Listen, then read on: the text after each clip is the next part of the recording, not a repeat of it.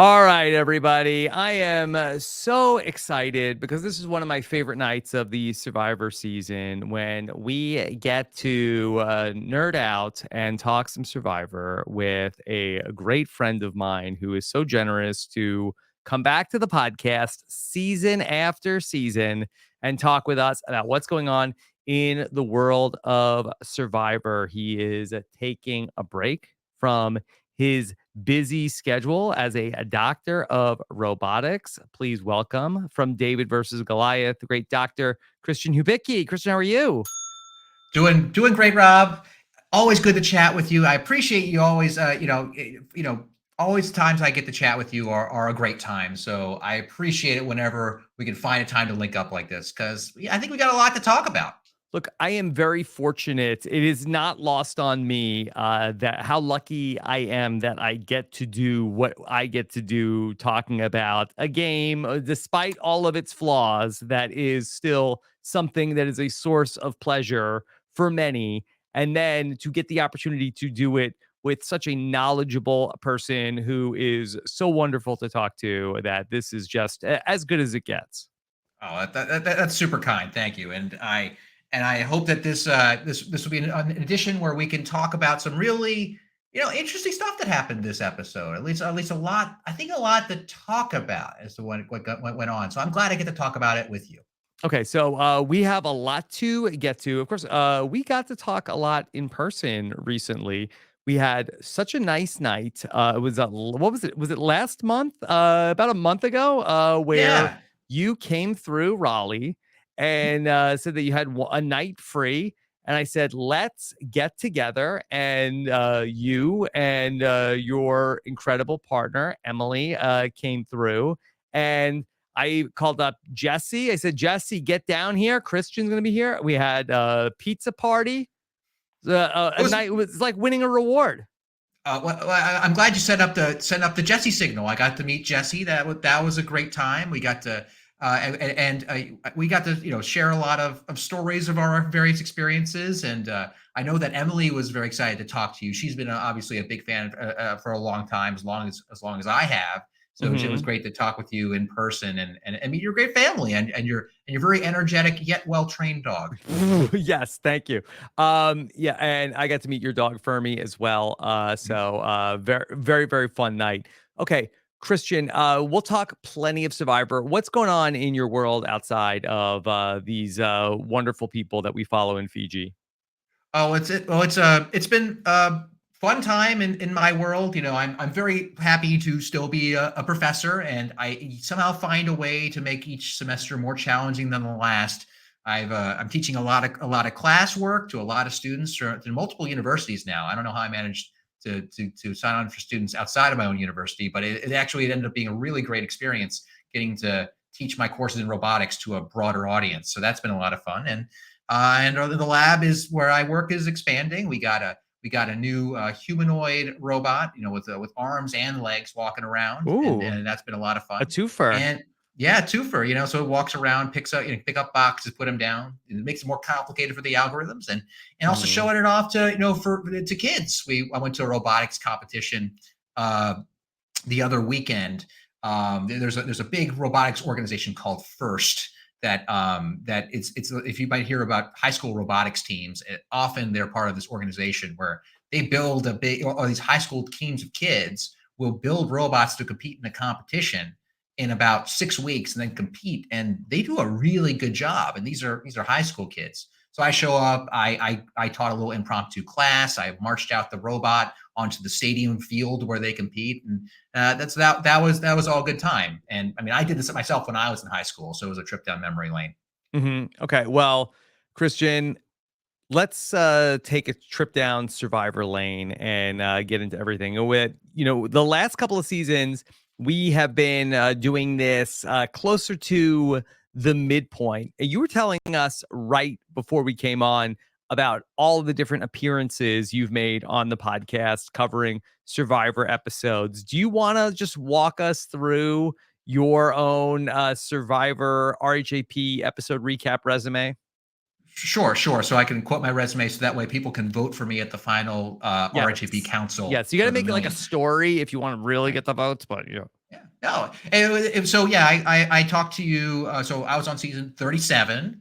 Afterward, and I had a great time I talking with remember. you as a yeah. Thank you. And you're the one. And you're the one who does. The and we had a great retrospective. I went to your house, and when you were then in Los More than 1 Angeles, hour. yeah, it was more I than believe it one was more hour than at the 3 time. hours. Yeah. Yeah, it was. It was. It's no Marianne, but I do what I can, right? So I Mhm. tried it. So but it was great. I got to decompress my whole game with you, and I'll tell you that is such a cathartic experience, and one I hope more survivors get a chance to do with you at a longer length, let's just Mhm. say, than we Yeah, have. it was cathartic for you, and then also it was something that the fans enjoyed, and also nobody died. Yeah, yeah. Also, no one died. That's also a Yes, good all thing. 3 of those things Yeah, happened. yeah, Okay, so yeah. So, yeah, and exactly. And I've been since then. I've been lucky to talk to you for an episode for each of the seasons. It's been a highlight of each of the seasons for me to get to talk to you about it and really just brainstorm with you with the stuff that's going on. but give us the you were saying that you remember the boot, who got voted off on each of the episodes you recapped. Yeah, I'm pretty sure. I got to see in season 38. It was Aurora's boot. It was right before the finale. Yeah, Um, so right before so somebody was um, coming in from the edge of extinction. Exactly. So it was sort of like right before the very end, Yeah, and so a lot of the pieces were in place, but there's a lot of uncertainty in that season. That's why I talked about entropy and uncertainty a lot with yep, you, because who the heck knows who's going to win? And turns out I feel oddly prescient about that. And then season 39, we had just lost Elaine. yeah, It wasn't a climactic vote, but it was a climactic yeah, character that we had lost, right? a memorable episode of Survivor for sure that you came on to break down where we were going from there. Yes, exactly, and that's all I will say about that particular episode as we move on to the next season. Yeah, And kept it very game focused, right? yeah, exactly, and that's what I try to do. It's and so in season 40, I believe Wendell had just gone home. We had the merge episode, Oh, and so it was so Wendell had just gone home, and there was, I believe, it was the Wendell, Nick, and Michelle, threesome who had just been come back from the one tribe and sort of started on the outs after yeah, that vote. That's what it yeah. was. So Okay, pretty chaotic.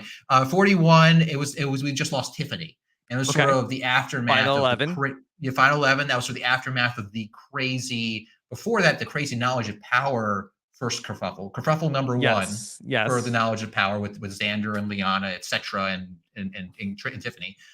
Season 42, I believe we had just lost one fair Lydia, I believe is what we just Okay, lost. so So right after the merge episode, yeah, right after the merge merge story, yeah. episode, yeah, sort of settle into the merge, and it's a good time to talk, by the way, because there's a lot of possibilities What about still. last But season? and it was last season, I believe we had just lost Janine, I want to say. It was either Okay, Janine or Dwight. I believe it was Janine. so But it final was, again, 11 so again, yeah, yeah. final 11. Yeah, sort of that's where where, and guess what? Where are we today? What was it? Just the final 11, I believe. So some Hmm. consistency there. It's been good. So yeah, so I get to talk to you for the most part after this sort of where there's a lot of possibilities still, which I think is great, because then there's less pressure to make a winner pick because we're too far out for that kind of thing. And I just like to talk about the game itself, and that's a lot of fun. So Okay. Now, I had talked about this with Steven on the Know It Alls last night about whether or not we are actually in the merge yet. For all the talk of that, everybody has like earned the merge, they've gotten their buffs, they've merged. 2 episodes in of people living on one beach, we have not yet had a vote where everyone is voting for the entire group who is at the merge. that's correct. I mean, and right It's now, merge I mean, like. it's merge-esque. It's Hmm. merge adjacent. It's merge-ish, perhaps.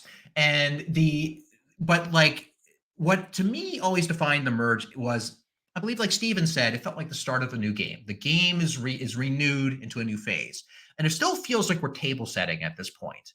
And specifically, the thing I put my finger on is that at the merge, everyone has to vote, and they get a choice as to who it is, for the most part, barring the one person who's immune.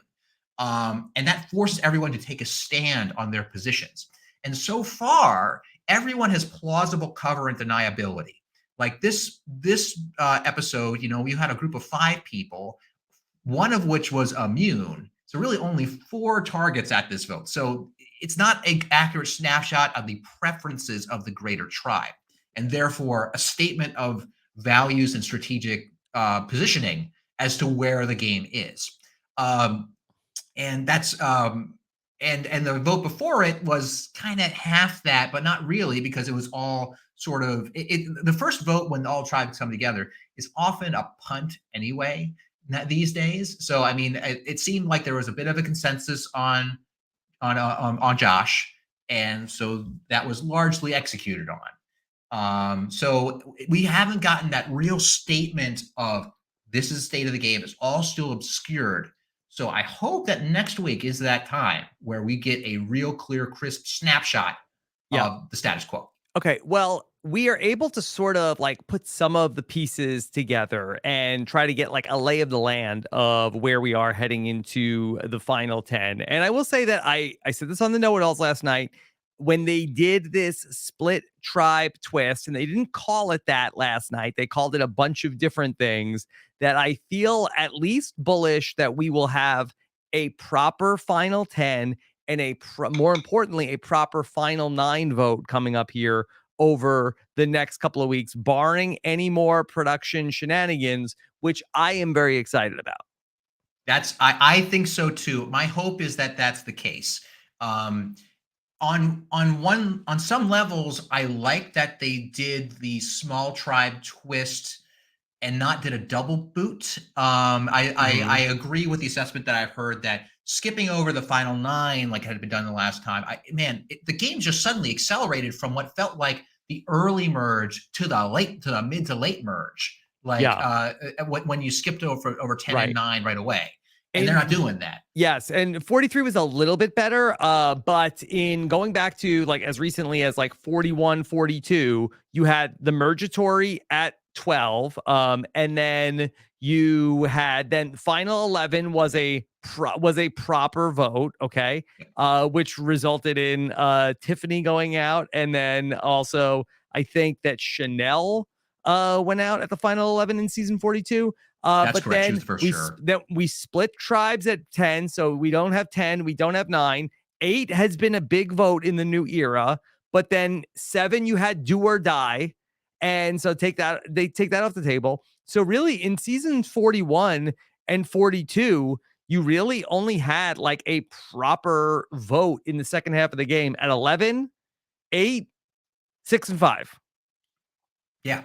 Yeah, that's not a lot of, I mean, that's not a lot of votes, normal votes you have to survive. You get a lot of janky votes. Yeah, and then at 4 All you in make it fire. So yeah, there were yeah, get through, 4 normal votes.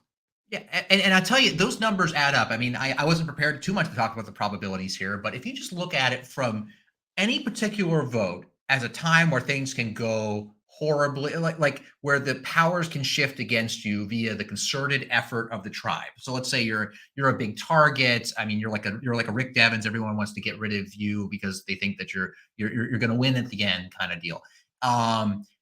It is more intimidating to have to do that when you have to face vote after vote after vote after vote, where it's fairly straightforward. You better have an idol or have switched up the game or you're toast.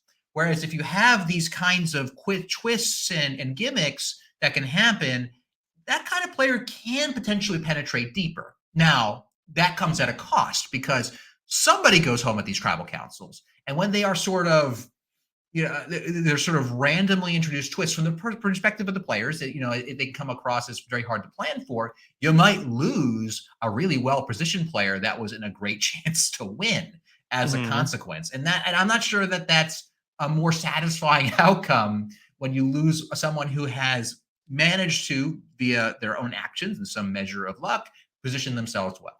Okay.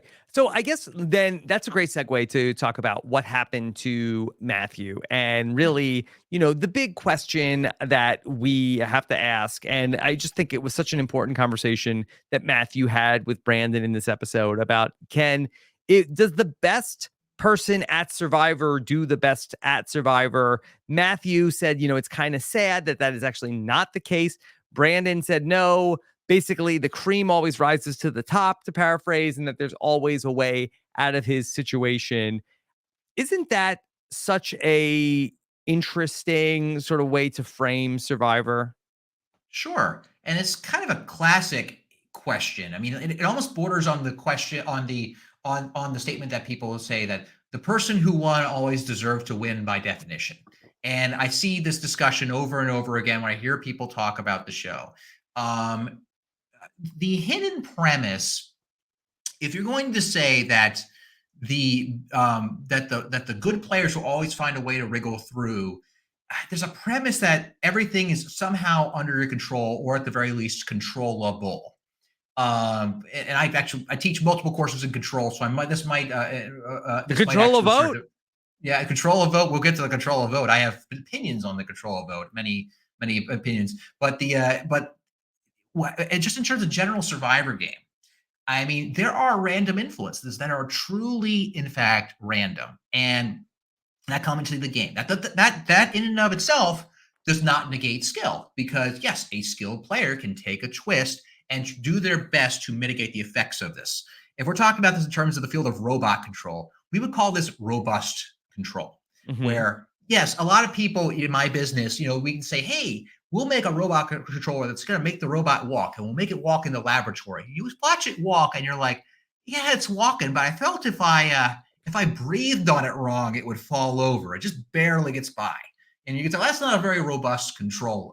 And there are entire mathematics for how you would come up with mathematically a series of decisions to make for that robot so it's more likely to survive, being pushed over or bad things happening. That's a robustness, is a classic term that we use. So I say a very good player would probably have a very robust game where things come into play, that they can handle it. I mean, let's think of an example. I mean, I think of like a Kim Spradlin, someone who's famously played a phenomenal game. And there not a lot of crazy things were thrown at her, but when Tarzan was up to no good in season 24, she was able to somehow divert that away and then neutralize the counter Tarzan threat, which may be the first time this word has been spoken in that order, but Mm-hmm. in such a way that she sailed to the end. Right. And she's a very robustness. Or a Tony in Winners at War. He was he was sabotaged. What was the word? Sabotaged, or I believe he was extorted. extorted. It was the extortion. Thank you. I'm That's being a random extorted. twist. He got extorted and he managed to find a way through. Okay. So yes, there is agency to a good player to handle this randomness. That said, there are limits. I think in practice, there are limits to the amount of randomness that any one player can survive. And I can't prove a limit, because the only way you can prove it is to come up with the best possible player that could possibly exist, Yeah. throw them twists, and then to vote them out. But in absence of that, I think just with the evidence that we have, sometimes people get in really dire straits, and you just don't have enough time to get out of it. I mean, Matt seemed like a perfectly competent player, in spite of the fact that he couldn't vote at half of this thing. I mean, he was in a place where there just wasn't much room to maneuver.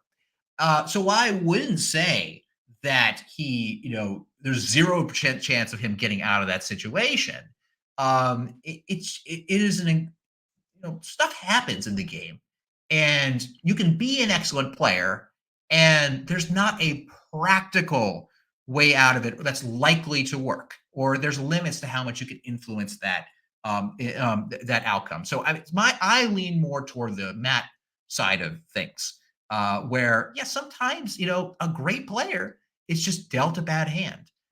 They can do a lot, but I think that there are limits. Yes, and I do feel like that from where we are at in terms of what Survivor is throwing at the players, I think it's an especially interesting discussion to have. That I do feel like that conversation was in the episode, and I do feel like that Survivor, I believe, is taking Brandon's side in that. I feel like that Survivor, if I had to like sort of guess, the people that are making the episode feel like, and where Matt said, yeah, like, or Brandon said, yeah, you can get screwed, but there's always a way out. There's always a way to figure out how to get through. And I feel like that Survivor it feels like, okay, well, we're going to throw this at you. We're going to throw this at you. We'll throw this at you. And the best will survive. But I'm not sure necessarily that to a degree, I think that is the case. But I do feel like that perhaps that you are even more likely in the new era to have a random person win the game as opposed to the person who might be the most highly skilled player at the game. Yeah, and let's do a thought experiment on this. I mean, like I'm sympathetic to Brandon's point, and in fact, might be a healthier attitude when you're playing the game is to convince yourself there is a way out. I just have to find it, and that maybe maximizes your chances to get out of it. And that, by the way, is my definition of a good player or the best possible player is the one who maximizes their chances at winning. Period. Full stop. That's it. It's not the person who even it doesn't mean they win a perfect game. They get every jury vote. Maybe they come up with a strategy that's most robust to bad things happening, and therefore maximizes your chance of winning. There's more to Survivor than trying to win, but that's how you define a good player by my choice. So, in a thought experiment that I would use to test Brandon's idea is like, what if you had 18 people in the game, and literally they just spouted out random words as spit out by, I don't know, ChatGPT or something. I mean, that was like season 42. That was season 42. And yeah, 41. So it's 41. And it's just like you just random, or like just have a random word generator. They all just spat random garbage at each other, and they go into the voting booth. A random number generator tells them how to vote. Well, guess what? Someone is winning that season. Was that person the best player? Almost by definition, no, because like they literally randomly did anything by the structure of the game. But could someone alter their strategy to fit that? Like, while it is a random premise, could somebody have adapted to that strategy? Possibly, but is that a good game? Well, I mean, you're positing a different thing. I'm saying that everyone in the game is just a random bot, doesn't doing anything. You're saying, oh, I'm going to plop in Rob. And Rob knows he's in this thing. Is there something that he can do to optimize chances of winning? Yes, then you are definitely the best player in that season because you actively did a thing or even accidentally did a thing that optimized your chances of winning. So, but in my thought experiment to sort of disprove the in my opinion, the hard position that whoever wins the game played the best game. Well, here's a game where literally there is no difference between the players. They just randomly did different things. Yeah. And there was no, and I don't believe that makes sense as the best player. Christian, if I may just expand this beyond Survivor, if we could just talk philosophically for a moment, that do you feel like that our society over the years, that do you feel like that randomness and sort of the improbable things, many of which we have seen happen in our lifetimes, that do we feel like that we are looking for more randomness, or are people actually less willing to accept randomness now?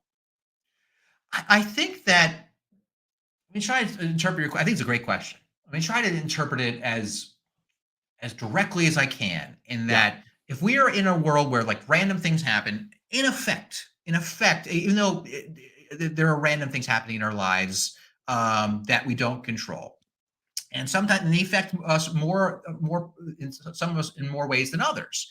And some people can get a good lot out of the situation. Some people get a bad lot, right? And it's incredibly tempting to want to believe that if you've had a lucky bout in life, to believe that no, actually, this was by my doing. Yes, I got a good lot in life, but I capitalized on that advantage, and that's why I did well. That's a natural human thing, because it's very uncomfortable to believe, to want to acknowledge how much of our lives is due to randomness. Now, I'm not saying our lives are completely governed by randomness. That's not what I'm trying to say. I'm more saying, but we undoubtedly are influences that are effectively random to the point where they're beyond our control. Yeah. You don't even have to get down to the world of quantum mechanics, where literally things are random and unpredictable into a physics level. You don't have to go to that level to it to be true.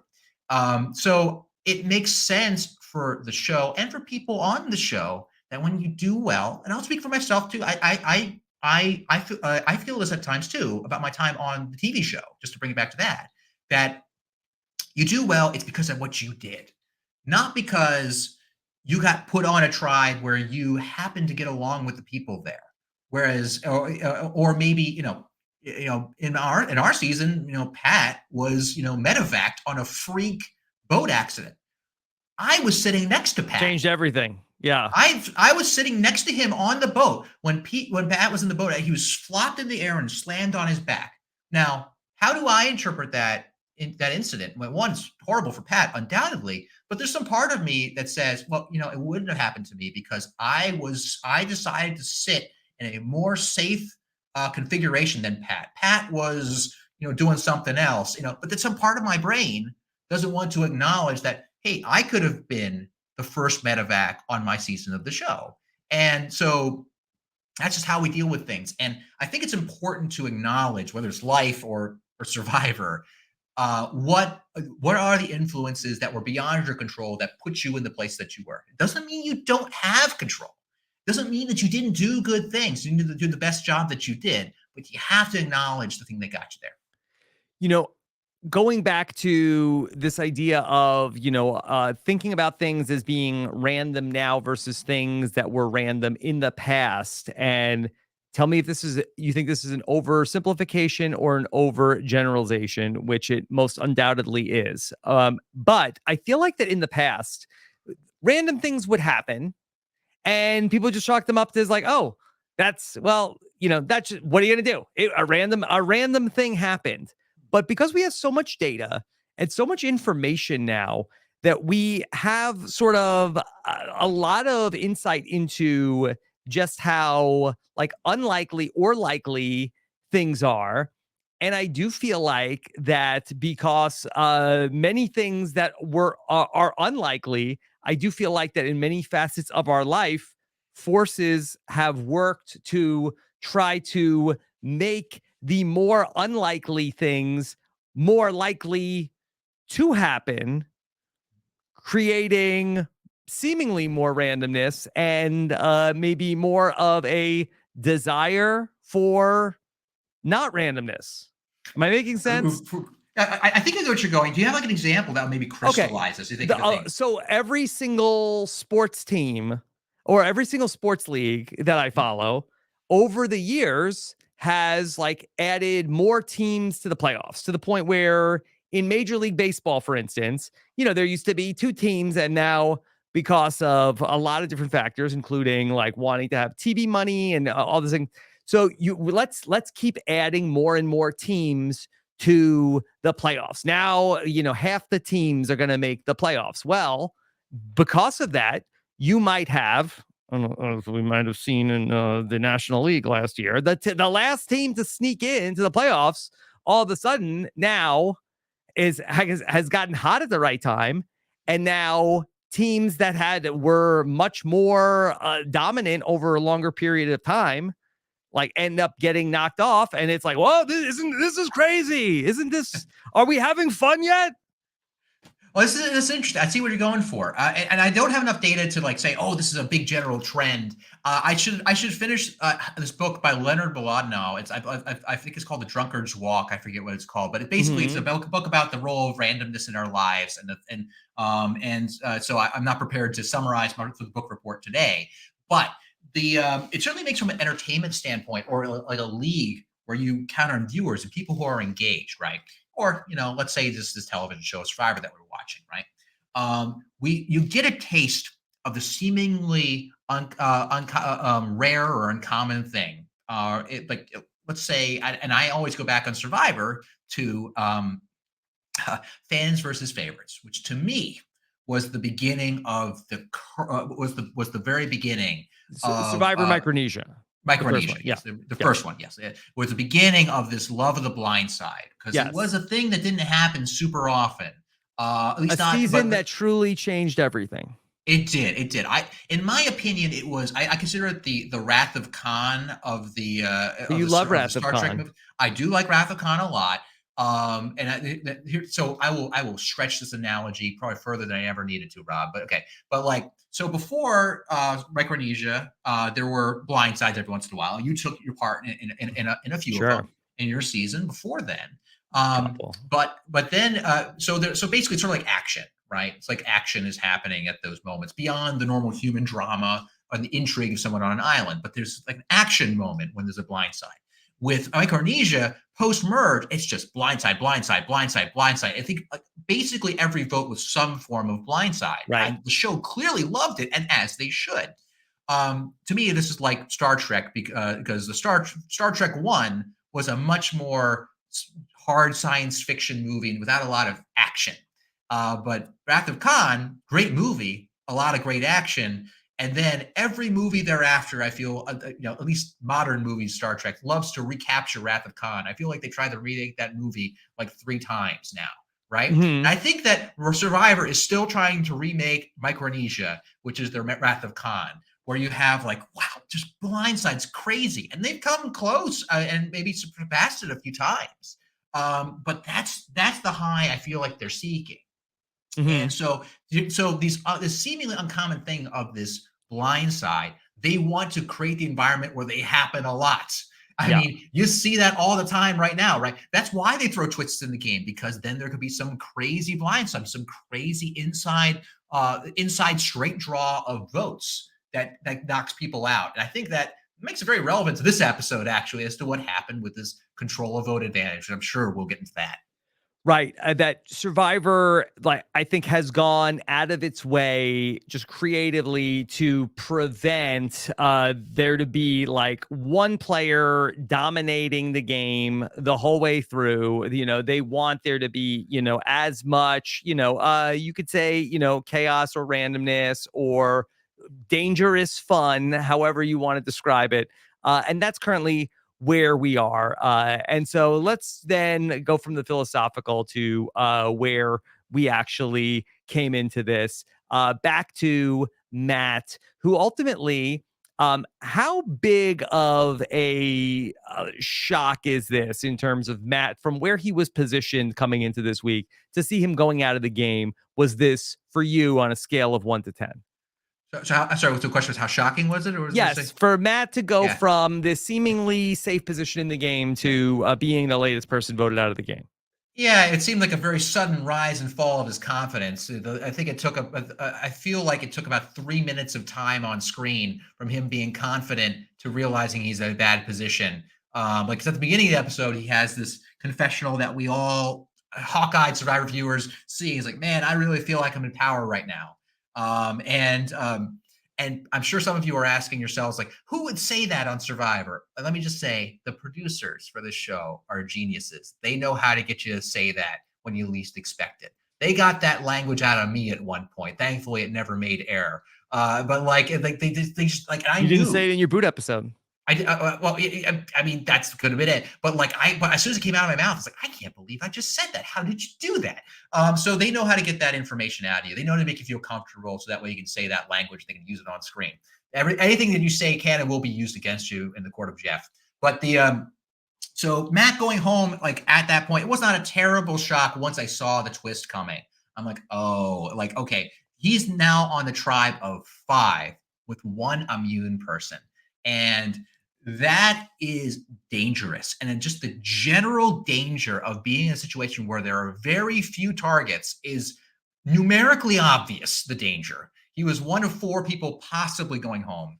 And then the situation he was in, it made a lot of sense that he would be the target when he otherwise wouldn't. But only once he was on the bottom of it, once he was throwing a triangle 5, I realized, oh, he's got a rough road ahead. So, Christian, you are such a student of the game. You played in Survivor 37. Correct me if I'm wrong. You did see to its completion season 36, Survivor Ghost Island. Were you expecting and or preparing for some sort of split tribe twist around this point in the game? Honestly, I wasn't. Honestly, I wasn't. I think that if anything, I think I misread the tea leaves on some of these things going into my season, and I got lucky that they didn't happen. Going into my season, I feel like a late 20s, season 20s expectation of the TV show. Even though I was in season 37. I don't know why I was really up on the show, but I don't know why, like in the back of my head, I was expecting 2, 3 idols max. Okay, there's 2, 3 idols max. That's sort of what they have at this stage. Yeah, maybe a super idol. Who knows? Um, I knew that they'd probably go to 3 tribes, that there would be 3 tribes at some point. That was pretty common. But the splitting off into multiple sub tribes for like 2 separate tribal councils, that wasn't like a 20s era thing. However, it was like a season 36 thing, which we hadn't seen most of. So I was not prepared for that. And I was really glad we didn't. I actually suspect we might have had one in store for our season because Mhm. we not only because B quit our season, she meta quit or whatever you want to call it. Um, I'm looking at the schedule and the way that some of the different twists were set up. I think that we were slated for a double tribal at Yeah. one point that Yeah. never manifested. So I'm Mhm. glad it didn't happen. So now, however, Rob, we are now in the new era, and Yes. when we now know that in the 20 whatever year history of Survivor, they've always done a split tribe of 5 at the final 10. They've always done this. They've So they always know done to this. so it was really brave of them to As not do it for recently the as last season, Christian, Jeff said, astute players yeah. know that at the final 11, we always ask people if they'll sit out of the challenge for rice. To which Yeah, I asked, since when? And yeah. now they did. We don't do that Yeah. anymore. Yeah, and I have thoughts as to why Jeff does this sort of thing. I think that Jeff is a sort of a he always feels the need to sell, is my opinion. Like he's in a moment, and I feel like he's a thing has Then why isn't happened. he on the ads on fire with Jeff Probst? I don't know, but like when you put him on, when you ask him a question, you put him in a situation, he's spinning an idea in his head. Is how can I sell this Yeah. moment? I mean, you can see it in how he interacts with the players. Like like Franny, did a great job, won this challenge, and it's a big deal winning the first challenge, not just because of like the just because of the prestige of feeling like you won. And it's the first individual challenge, and everyone sees that you won, and it shows that, oh, this is a mover and a shaker. I've felt this in my own season as to how that feels. Like, oh, Allison won our first challenge. Got to watch out for her. So she won that challenge, and Jeff is sort of spinning like, oh, this is such a huge milestone. It's iconic. And I'm like, it's kind of breaking the fourth wall a bit. It's iconic to these players who have been just thirsting to get on the show for so long. To an average audience member, they're kind of like, I just sit down on my couch every Wednesday and I see this. So like, but that's how he sort of spins the moment. But going back to, sorry, this is a recursive conversation. We're going deeper. We're going to back out, Rob. I'm going to back out. We were talking about how Jeff at the final 11 had always done the rights negotiation. He no longer does. And so now I think that the way he talks about these things, like whenever there's consistency in the seasons, he's like, oh, this is for a good reason. It's because it encourages astute fans of the show to pay attention and plan ahead.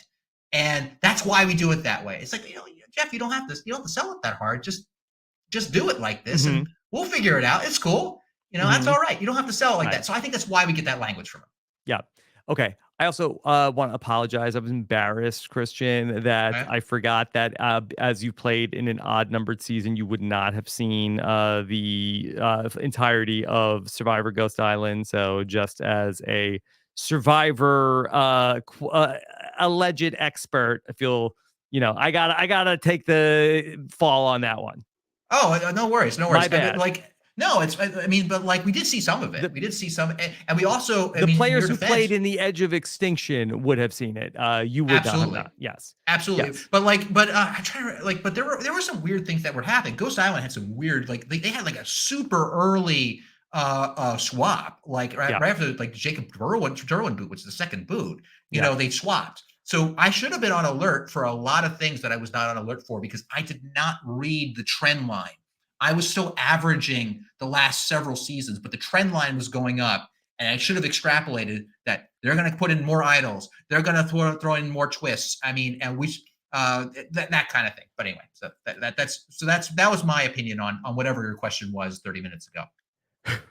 We are talking about a lot of different stuff with the vote, but we have not gotten into one of the big twists in the episode, which was the introduction of a brand new advantage, the control a vote, where Heidi had the opportunity to, we had steal a vote in your season, but this is control a vote where I don't know if we'll ever see control a vote again. It seemed like a very specific instance of a player who is not participating in the tribal council can come in and alter a player's vote by announcing it to the group in front of everybody. I feel like that this might be one and done with control of it, but it might be back this season for all we know. But there's been a lot of discussion about the move that Heidi made, and I'd love to talk that through with you a little bit. Definitely. Happy to talk. Okay.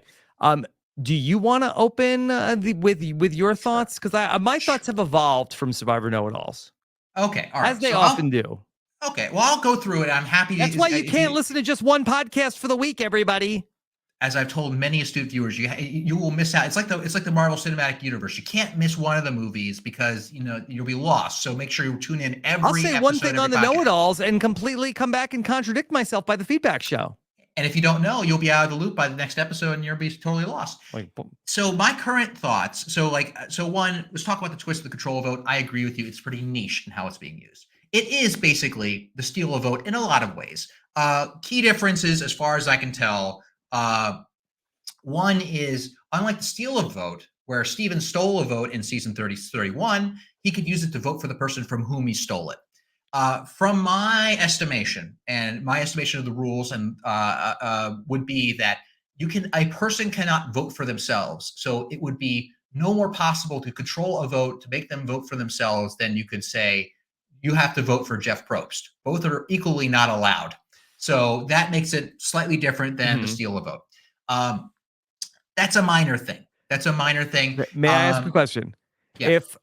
If Lauren played her shot in the dark, could she have done that? Could she have subverted the control of vote by playing shot in the dark? Yeah, that's almost certainly. Almost certainly. I mean, what, are you going to force her to not play the shot in the dark? I mean, you control her vote. It doesn't say that you must compel her to not play an advantage. That's my reading of the rules. Now, I have been surprised. If I say reading of the rules, so I've been clear with everyone, there are no rules. there is no actual rule book anywhere. And I think my contract has expired to the point where I can tell you what was in my contract and the rule book. There is no rules. There's no monster manual that you can read. So the player's handbook D&D guide. Sorry, Kane. There's no such thing for Survivor. That where you go and say this is the rules. There's nothing telling you about hidden immunity idols. There's nothing like that. That's all completely unknown to you unless you ask them for clarification. And I mean, now that doesn't mean they haven't thought them out. I think sometimes they have.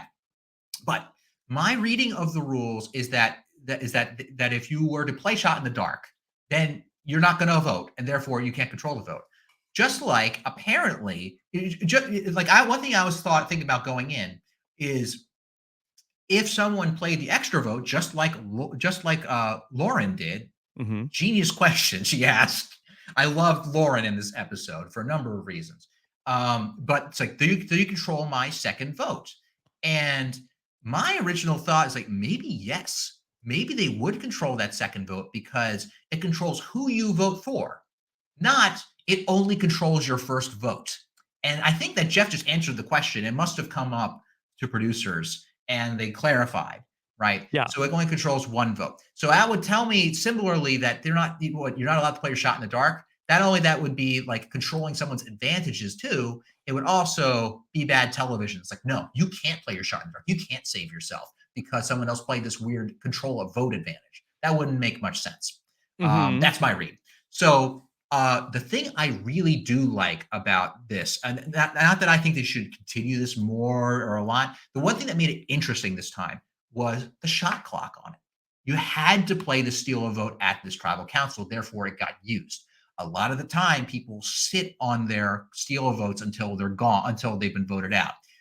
So there isn't a great playbook yet for the steal a vote. I mean, people in my season used it effectively, but it was pretty straightforward. We're the minority. Let's steal a vote from the majority and use that. But there's an entire there's an entire system, I think, of a playbook that you can follow to optimize your chances of success with the use of the steal a vote that has not been explored because steal a votes have not been used that very much. So the fact that if it's on a shot clock, it's going to get used. And so I think we learned something as a result of that. So with that, we can move on to how it was used. Sure. We cool for that? Any stop down for any questions? I feel like I'm in lecture right now. No, We're good. you're great. I have more to discuss, but I think we will come back and hit it later. Okay, well, let's press on. And I might actually ping you on this because you talked to one Matt Blankenship today, Yes. and so this subject came up, and I had some questions, so I want to hash this Great out for you. exit interview with Great. Matt Blankenship. It was great. I Very love listening fun. to it. Now, I do want to sort of poke at one thing he talked about, which was, of course, the use of this control vote by Heidi to take the vote from Lauren, just one vote, not the second one, and then vote for Jam Jam, right? Where the intent was, I'm assuming that she wanted to save Matt by getting Jam Jam out, therefore guaranteeing one vote goes to Jam Jam.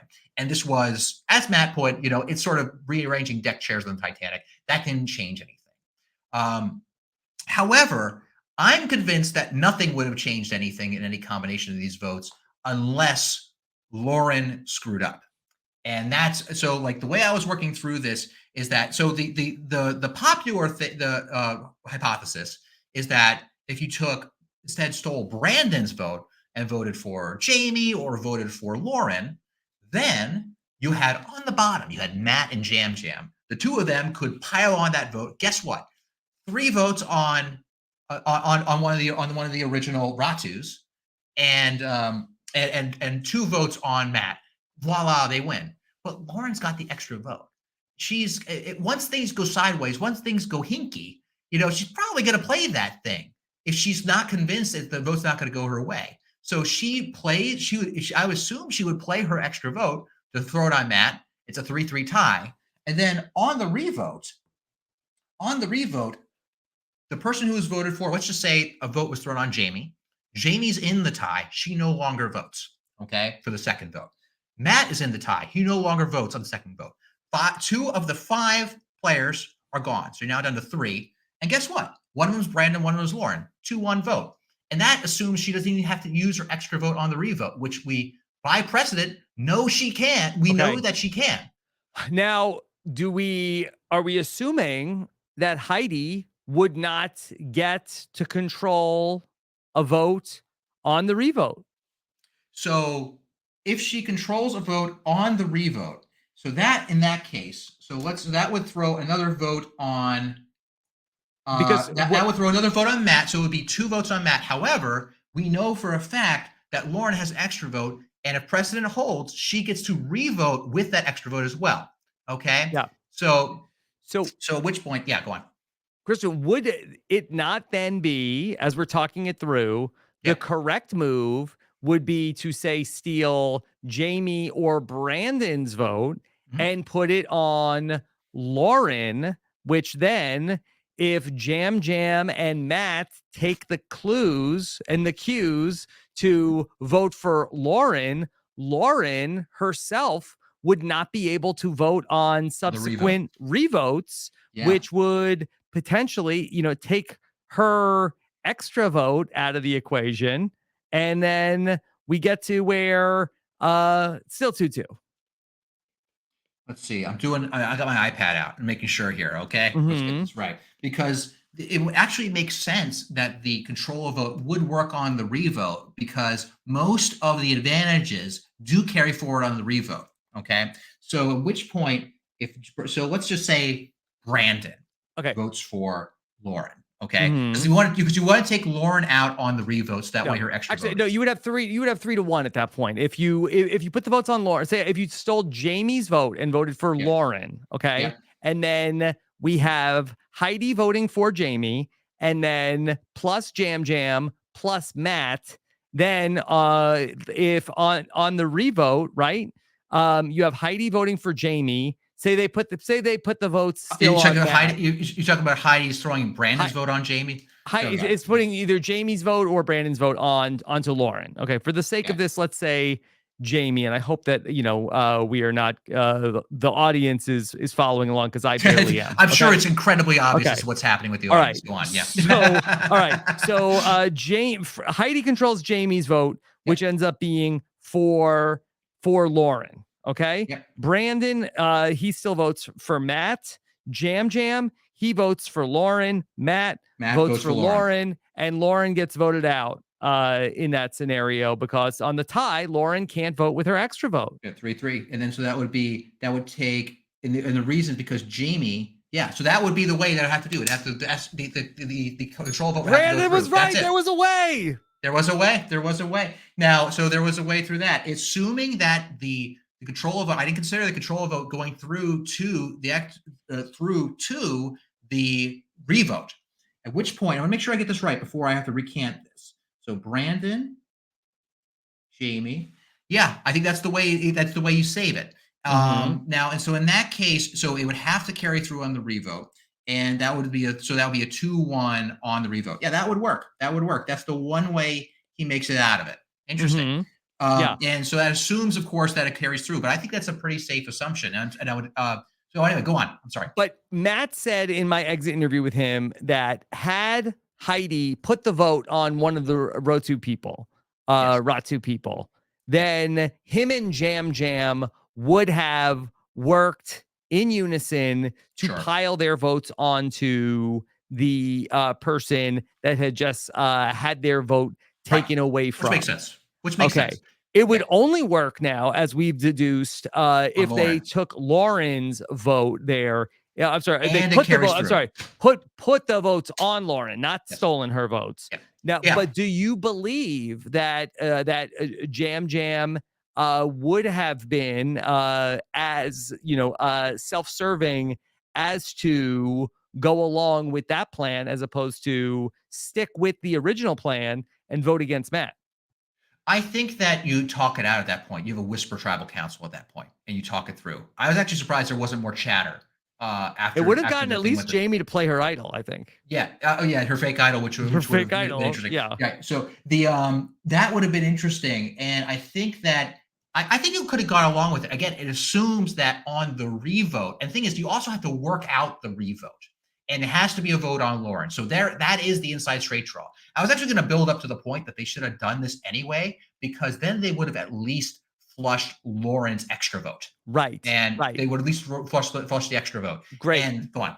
Because, I do want to talk about this. And this is where my opinion about this has evolved, that Heidi was put into a precarious position getting this advantage. There's a lot of people talking to Heidi about what to do.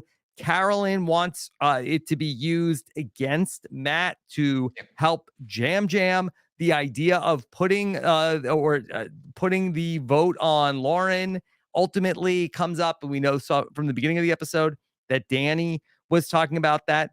But ultimately, in the episode, Heidi says before Tribal Council that she is looking to use this in a way to gain friends. And Christian, I feel like that we have passed the point in the game where we're trying to make friends. The first shots in the Ratu versus Soka war were fired. And Heidi had an opportunity to be the person who shot the first shot. Instead, like Han Solo or Greedo, she ends up being the second person to take a shot. And because of that hesitancy, Matt goes home. Sure. And I think that in hindsight, we can look at that. I do want to express a lot of sympathy for the players. Look, I'm sitting here with an iPad at home, okay? And I didn't consider the possibility that I have had 24 hours to sit on this. Yeah, I've watched the episode 4 times. And I forgot about the possibility of that advantage carrying through the extra vote. I'm not the smartest guy on the planet, but I missed it, right? I'm going to just expect these people who are starving. I've had at least 2,000 calories today as well, and probably about 6.5 hours of sleep. Exactly. So this is going to underscore the next point. I was going to just underscore the next point I was going to make, is that it's unreasonable to assume that you're going to work through all the possibilities on the fly. You might be able to figure it out. There are some people who I think are naturally brilliant at it.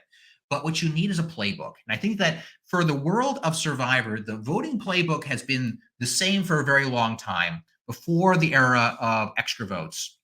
That, there was a playbook for if you do a split vote, how the split votes work if you against an idol.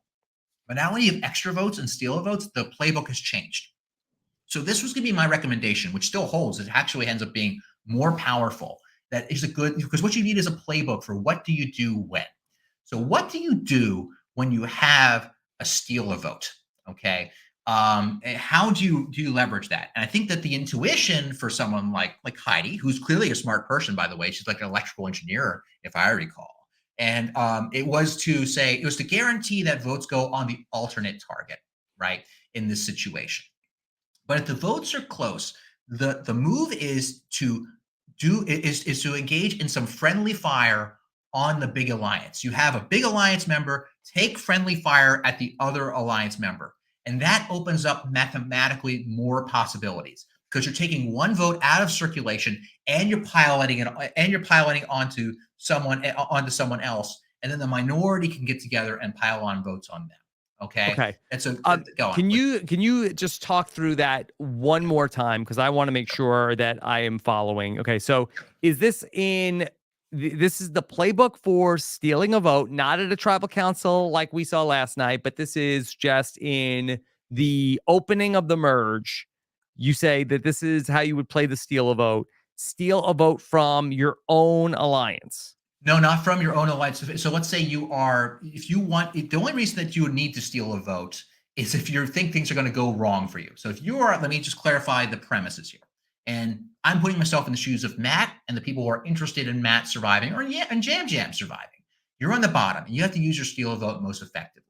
And you can't think through all the possibilities. The place you want to start from is where you're fighting against this bigger alliance. And you make them engage in friendly fire against each other. So this bigger alliance, and the numbers are close. It only works if the numbers are somewhat close. Okay, which is what it was here. Is that you steal a vote from someone in the big alliance and you vote again against someone in the big alliance. Okay, then you can unify all the votes in the minority against them. Okay, and this becomes even more complicated. And the reasons for this are more complicated if you go to the other tribal council. Let's say that Franny didn't win that immunity challenge and the other tribe goes there. You have 6 players. There's no extra vote, but you have 6 players going around. There's all kinds of possibilities for Matt. So all kinds of possibilities for that other tribe. So I'm looking at the people who are safe. For instance, we're going to do a whole new scenario, one that people probably have not been mulling over for 24 hours. Let's say Franny goes to tribal. She won immunity, but she's going to tribal with Franny, Danny, Heidi, Carolyn, Carson, and Kane. Okay. Okay. So Franny, Danny, Heidi, those 3 are from the original Green Soka tribe. Those 3 are together, and we're operating under the premise. The premise of basically a tribe war is ongoing. Okay. And then you got Carolyn and Carson from original Tika, and then you got Kane from the original Ratu on the bottom, perhaps a pretty clear target. Now you got the others. Now you're over on the other tribe. They have just come across this control a vote advantage. And just by numbers alone, 3 of them are from the original Ratu. You got your Brandon, Jamie, and Lauren. Let's just assume, even though Brandon had his issues with Kane, that he also would want to save Kane, for instance. Okay. So one of these original Ratu members has the control of vote. What do you do? What do you do to preserve your number, Kane, for the upcoming tribe war? All right. And if you just go straight to this rule of thumb, okay, make the big alliance pick each other off. Friendly fire. So let's grab Franny's vote from Soka, have her fire on another Soka vote, have her fire at, I don't know, Heidi or Danny. Maybe Danny's an idol, so maybe he's a bad idea, but so maybe Heidi instead. Okay. So at which point you have a really clear option, and that you could that maybe Carolyn, Carson, and Kane come together, pile a vote onto Heidi. That's 4-2. It's over, right? Okay. That's a pretty clear way that you get a victory, right? There are also all kinds of inside straight draws you can do if not everyone's on the same page. And I worked out this math before. So let's just assume that Carolyn and Carson, want to save Kane. Carson and Kane have a relationship. I like that we know this fact, right? Carson wants to save Kane, but maybe doesn't want to clue Kane in onto what the plan is, and that that they want to upend this vote so that way they save Kane and knock out a Ahsoka member. Okay. Well, the nice thing is that one of the members of the other tribe, let's say Brandon or Jamie or Lauren, controls a vote. They follow my advice. They have Franny vote for Heidi. Okay, it's crossfire. There's one vote on Heidi. Okay, now Kane might just instinctively, oh, there's a vote on Heidi. I'll pile my vote on Heidi too. That's 2 votes Heidi. Okay. All right. Now that leaves Franny and Danny are both going to vote for Kane, so it's 2-2. Now that leaves Carolyn and Carson. Wait, whose vote got stolen? Franny's vote got stolen? Let's say Franny's vote got stolen. Yeah, so Franny's vote got stolen, voted Heidi. Okay, so therefore Danny and Heidi. Danny and Heidi would still vote. Yeah. I'm really trying here, Rob. I appreciate you working. I'm taking notes. Yes. So basically it's a 2-2 vote, right? So you have 2 votes on Heidi, 2 votes on Kane. Who's left? Carolyn and Carson. Carolyn and Carson together from the original Tika tribe, right? They could decide where to go on this vote. Did they want Kane to go home? Sure, they could send Kane home. Could they pile it on Heidi? Sure, they could pile on Heidi, send her home on the 4-2 vote. Also, they could sneaky throw 2 votes on Danny. They might know Danny has an idol. And so basically create a 2-2-2 tie, 3-way tie for 2. So goes forward to the revote. Who doesn't vote? Danny doesn't vote. Yeah. Danny doesn't vote. Heidi doesn't vote. Kane doesn't vote, right? That leaves 3 people, Franny, Carolyn, and Carson, deciding of all 3 of those targets who goes home. Those 2, that power 2, as a result, got to control everything. So anyway. Yeah. Very interesting. Don't know how we would have fit that all in 42 minutes. Yeah, exactly. So, but the point being is that, and I guess the premise I got wrong, I guess, is that it wouldn't be like Brandon or what? Actually, that makes sense. Need a 90-minute episode for that one. Yeah. So basically, just to summarize it, so I apologize for people trying to do math in their cars. Don't get into a car accident. Let me summarize this. Because you just follow the simple rule. You make the majority that you want to disempower, you make them friendly fire each other. It opens up a lot of possibilities and some weird ones. In that case, you would get Carolyn and Carson deciding, which of the more powerful or people they were scared of from the original Ratu alliance to take out. And so your control a vote playbook does also, coexist with the solution that we came up with, which was that it should have been Heidi using her control a vote to either use it on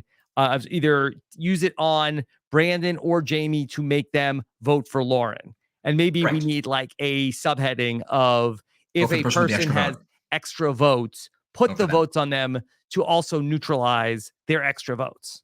Correct. So that's rule number 1 and rule number 2 for how you handle the situation. That's the playbook. And if you have that playbook on you, it saves so much thought. There's so many possibilities that you have to go through. I mean, it's like, and this happens all the time in Survivor. Not even in terms of votes, and also in terms of social situations on the beach. Rob, if someone asks you if you want to be in an alliance, what's the answer? Yes. Answer is yes. Oh, you could sit down and you could think about your answer for 5 minutes and make the person incredibly awkward. But no, as you think about the answer should be yes. No, just say the answer is yes. It's a good playbook to go by, as is this. Yeah. Okay. In all of all of this fracas that we had, I wanted to just touch on that the way Lauren answered the question about her vote, or the way she asked the question, I thought it was interesting, and I thought it was very specific, and I liked how she did it, where she said, Jeff, everybody knows I have an extra vote. Does this work for 1 vote, or does this work for 2 votes? And I thought that it was very particular, the way that she opened her statement with, Jeff, everybody knows I have an extra vote. And I thought that it was an interesting thing and an interesting way to say that. And I would love to get your thoughts on that. She nailed that moment, in my opinion. I thought that Lauren, I mean, it really showed a lot of tactical sense. One, I have a 4 points as to why I think she nailed that tribal council from that Okay. moment onward. Okay, first Yeah, is I the way she didn't know delivered that it. you had 4 points. Okay, well, so first one is exactly what you said. The way she delivered it, showed an awareness of the fact that this is already known information, so I'm not giving up new information by asking this question. Yes. Shows an informational awareness. That's great. Number two, she knows she's thinking about the right consequences of this vote. Okay. And announced that she basically intends to play this vote, right? And if she wants to, she ultimately doesn't, right? And Hmm. so basically, it shows that she's an awareness of this of the strategic situation, how things can go tactically sideways if this vote is stolen too. Yeah. And she gets an answer, and she could have gone in and played that extra vote, but you could tell that clearly the plans did not change. They knew that they still had the votes that they needed. She didn't play her extra vote, right? She gets to keep it. She didn't even flush it. She has it still. And she almost seemingly signaled. I had to double check. Like, did they read enough votes? No, she didn't play her extra vote, so she kept it, even though she seemed to signal that she might.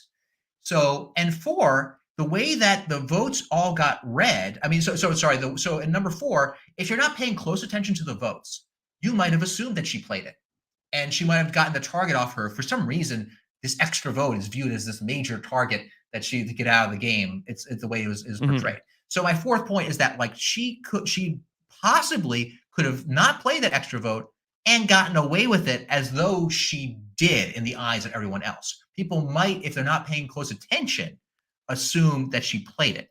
The reason I say this, and I'm curious what the players in the game think, because Jeff reading votes at tribal council is a blur. You are scared out of your mind. You're not necessarily counting beyond what Jeff is saying. And just because you're terrified, it's possible. Maybe some people are have their heads screwed on tighter than me at tribal council.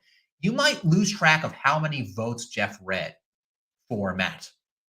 And Hmm. and for those who aren't aware, from that you can infer whether an extra vote was played, because Jeff will read every minority vote. He will only say that the vote. He only say the person is voted out once that vote has clinched the plurality of votes. That's the rules that Jeff goes by when he reads the votes. So the fact that he did not read another vote shows that there was no extra vote played. Hmm. Um, that's easy, I think, to potentially miss. I feel like people might have missed this fact on previous seasons when extra votes were played, or at least it never came up. So as a result, I think she played this very well. And I'm curious if people still think she has the extra vote, or she can pretend that she played it. Yeah, I don't know. we'll have to find out in the future. I think just to add to what you have already said about this, I think that her extra vote also ends up being a shield in terms of, I think that had she not had this public extra vote, I think that Heidi may have pulled the trigger on doing something, but because that Lauren has the extra vote, the people on the beach that day did not arrive on the conclusion of, oh, what if we put the vote on Lauren, then she won't be able to play the extra vote on a revote. I think that they thought, well, it doesn't matter if we steal a vote. Yeah. Lauren has 2 votes. So if we steal a vote, it's still going to be a tie. And we don't even have any guarantee that Jam and Matthew are working together. It's too risky. We can't do it. So I think her extra vote and the public knowing that, I think, helped her. And just to add on to what you said, that when she says, "Oh, well, everybody knows I have this extra vote," I just thought Ah, it was like she kind like took. I thought like the moment away from Heidi to some degree about like, hey, you're not like this is not new information to anyone here. Like this is something that I told everybody you're not, hmm. outing my extra vote to anybody. Interesting. There's a power dynamic to that. I think that's interesting. I have a hard time giving her credit for like the idea of it being a shield in principle. I agree that she It stole the also made her a moment back. target. Yeah. Yes, It made her a target, but it made her a target as well. So it's hard. So I think that was just incidental. But I do give her credit for how she handled it at tribal council very well. I do want to see if she gets away with that. And this is sort of like sort of an advice to anyone watching the show, or especially the players. Laser focus once Jeff is counting the votes. Laser focus on how many votes he read. Okay. And yeah, if you find out you end up getting voted out, don't worry, Jeff will tell you. He makes sure that you won't miss that fact. Just count the votes, and that way you can assess if an extra vote was played. That I think a lot of fans have clued into that fact, but I think in this era where votes are being stolen, votes are being added through extra votes, and votes are being taken away through blankenship nonsense, and that you got to be aware of these things, and that information can be super helpful, not only for knowing who had what, but when you get back to camp, you can interrogate people about that in a subtle way. It's like, hey, did you play an extra vote, and see if they lie to you? It's and that is often a clue as to where you stand. Christian, I just want to add one more thing about this decision. And I don't want to lay this all at the feet of Heidi, because I do think that this was a group decision that was made more so than, or I don't know if that's taking agency away from Heidi, but I just don't want to put all the blame on her. But I think that the Soka tribe was looking at this more defensively of how do we use this to save Matt, as opposed to how do we use this offensively to advance the interests of the Soka tribe moving forward. I think that Danny had this plan about, we're going to blindside Lauren. She's never going to see it coming. Okay, so here's what we need to do. Our objectives are, we need to rescue Matt from this bad situation. Jam Jam is going to be collateral damage. Matt's going to come back, get back into the fold, and then we're going to get our numbers together, and we're going to blindside Lauren at the next tribal council. And she's never going to see it coming, and we're going to get her with the 2 votes. And I feel like that they were just looking at this as a rescue mission, more so than a surgical strike to cast the first stone at Ratu. Yeah, and I like that thinking. I will also sort of give a different spin on this. I mean, I'm going to climb down from Numberland for a while. All you listeners, hopefully you're better than Matthew on the climbing down. Perhaps. But so all listeners, thank you for going me on that mathematical journey with me as I work through my iPad stuff. So I appreciate you sticking through, for those of you who are still here. But so from Numberland to just their general view of the game, I know I am indulging in sort of the premise that this is a tribe war. And I think that's what happened in practice. I think that, but I'm not sure that was always going to be the case going into this week. I think that because at the beginning of the episode, we had Brandon talking to Matt about like, oh, do you know about the birdcage idol? Do you know about this? Oh yeah, let me tell you about the birdcage idol. Clearly, these are not people in a Cold War at that moment. So it's possible that a lot of these players, Heidi included, are thinking less in terms of this is how we're going to wage the war in the great Soka Ratu war with the and who will pick up the alliance of Tika, right? She's talking about, like, little people know I actually like Jam Jam. I kind of want him in my back pocket, that's the way she's talking about it. So she's less viewing it in that war, and now it's sort of like, how can this help me now? And I think that, again, so this is in no way a criticism of Heidi. I think that at this stage of the game, I think that getting the macro numbers on your side in a big way is an easier way to think about it than counting your chess pieces on the board of people who could be allies. Chess pieces are at tribal council. Yeah. Oh yeah, that's right. That's like, they're cool, as Carolyn said, I believe. So yeah. So anyway, I think that's another reason she might not have just been thinking it as a tribe war.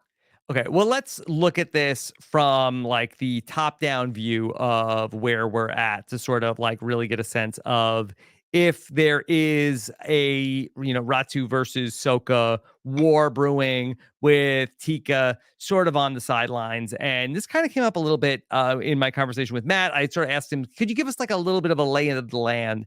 And he described, that being the situation where, there was a lot of talk about Ratu versus Soka, with Tika sort of like sitting in the middle. And have we gotten, Christian, like based off of the way that this season has played out, sort of like a reconfirmation of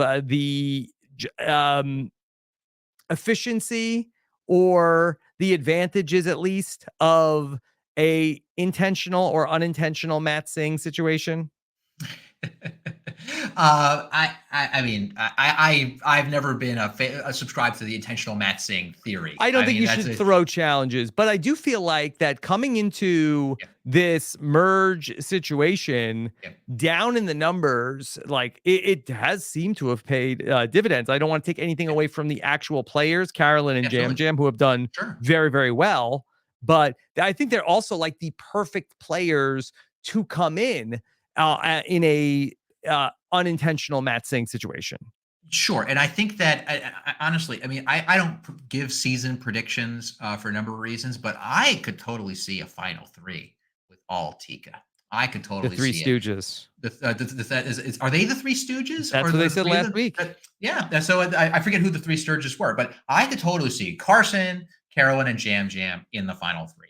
I think that they, I mean, from what we're seeing, we're seeing three very deliberative yet very different kinds of people who are playing strategically in their own way. I thought this was a wonderful insight into Jam Jam strategic thinking this week. I thought he did a lot of very interesting things in the Yes. yeah. So anyway, and Carson, I yeah, thought well, Jam Jam played incredibly well this week. yeah, he knew. I mean, he made sure made sure based upon what he said, he threw out the information to Lauren that made sure Lauren was targeting Matt. So that way, we were therefore weakening the Danny alliance. He coos that flame. He saw the rivalry brewing between these two tribes and coos it along. He did really well. Carolyn's done very well, I think, overall throughout the weeks. I think that I can talk more about Caroline as a character. Obviously, I think she's incredibly entertaining television. I think on top of that, we see the way she thinks. I think that there were eras of Survivor where you might have someone with some of Carolyn's character traits, Yeah, not that they are exactly like her, but that would be the extent of the character we would see on screen. sure. Instead, we also get her.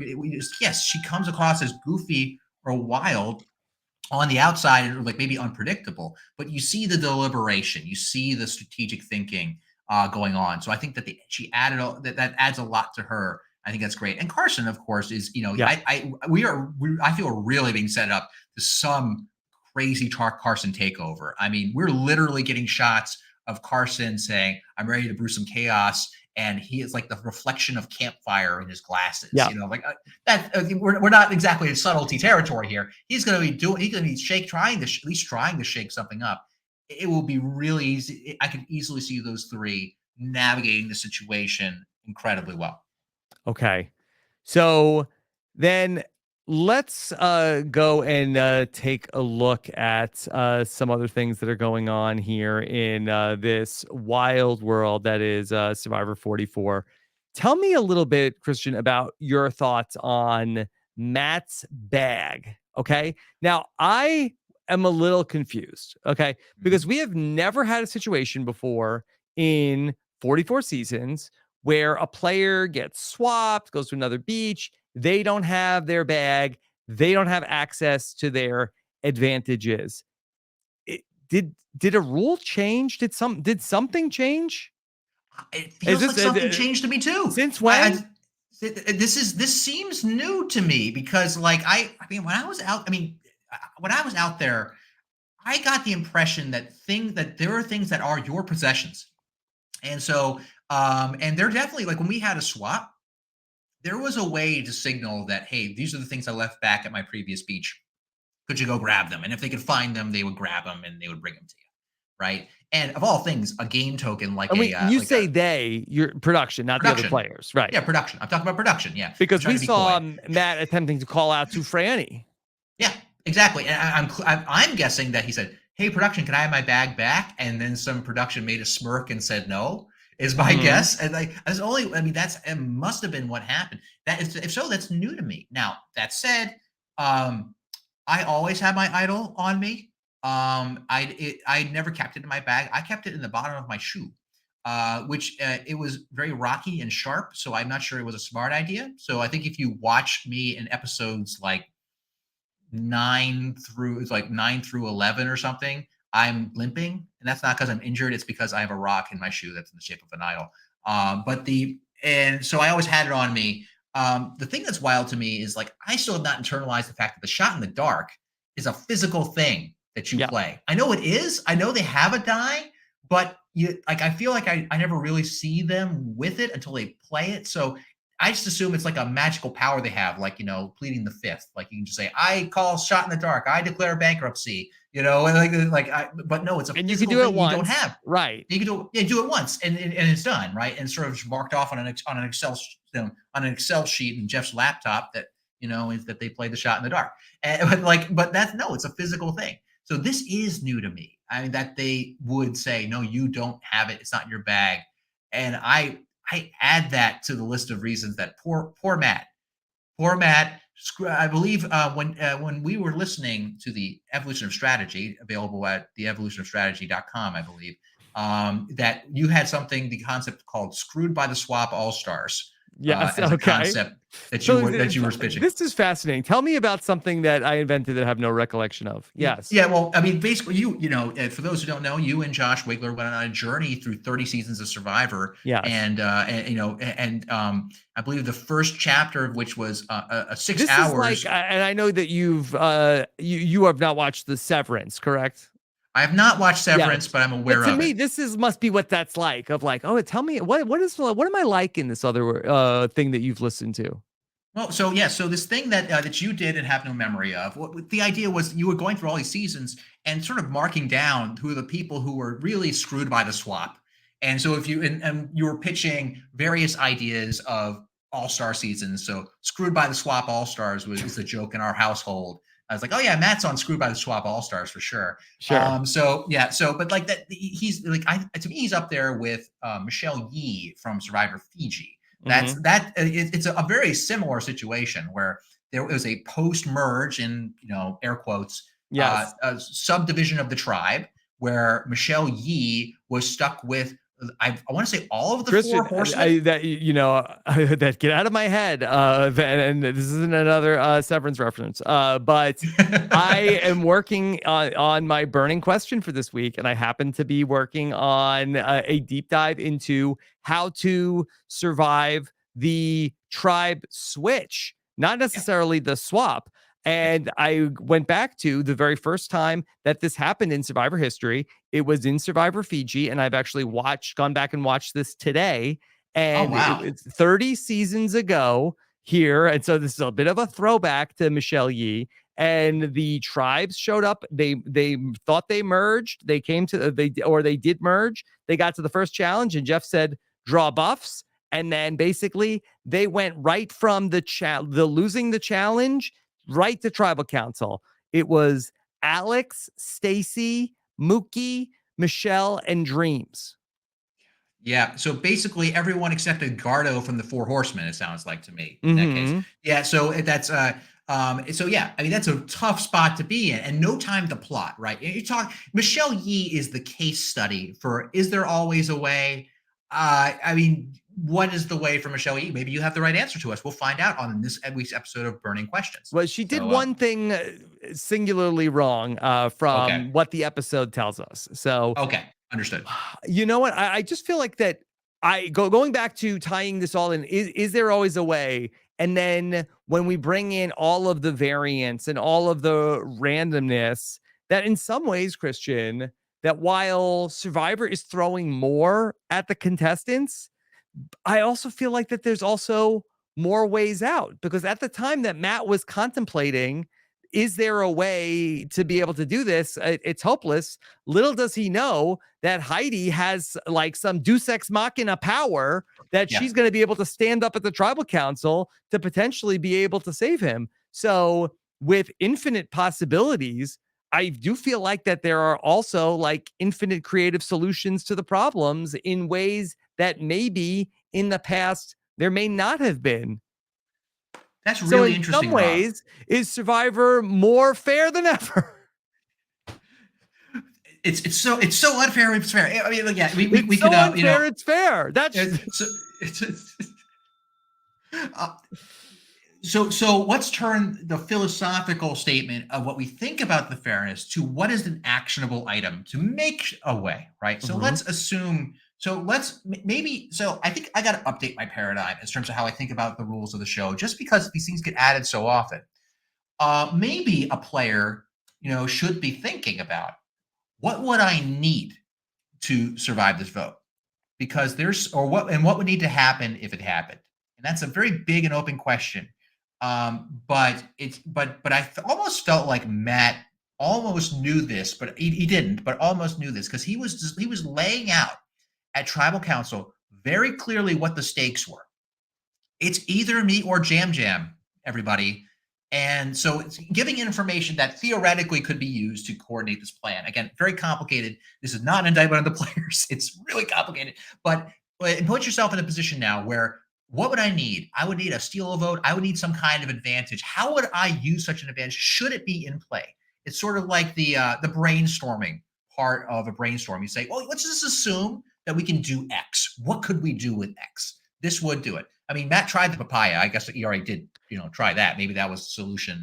Safety without papaya. That was, but maybe he yeah. already What a did. great But moment. He said, "May I offer you a papaya in these trying times?" that's That's what he said. that's a thing. It's a thing that happened. I'll tell you.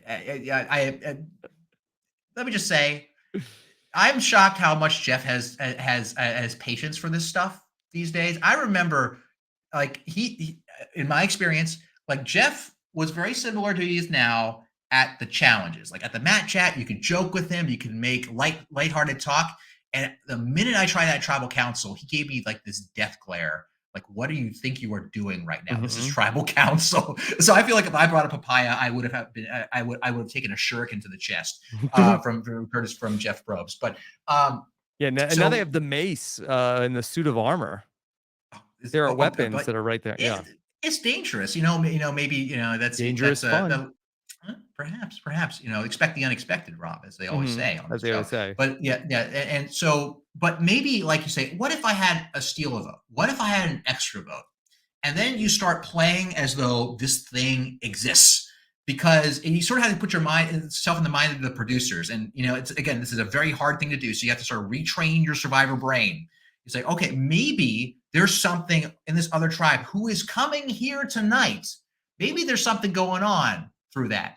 Let's assume it's something helpful. What could be helpful? An immunity item will be helpful, and then it's obvious they play an immunity on me. I just say, hey guys, I'm in danger. All right. Then they would know to play it on me. Maybe it's an extra vote. And it's like, or maybe they play a vote. Okay.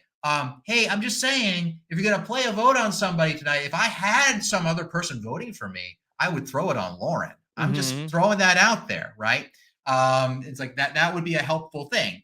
You might not know the exact contours of what the twist is, but you might have signaled in a way, okay, throw the thing on Lauren. And then little did they know they have enabled some epic inside straight draw that allows you to win. Okay, so quite interesting. Do you feel like that any of the tribal council was theater in so that Matt might have been signaling potentially to a Soka tribe member who he knows probably has a hidden immunity idol, not sure if he knew whether or not, say, Danny could play, not knowing what other advantages may or may not be in the game. Do you think that Matt's very sort of like, okay, well, I guess this is it for me tonight. Can I play this papaya? Because otherwise, I'm going home.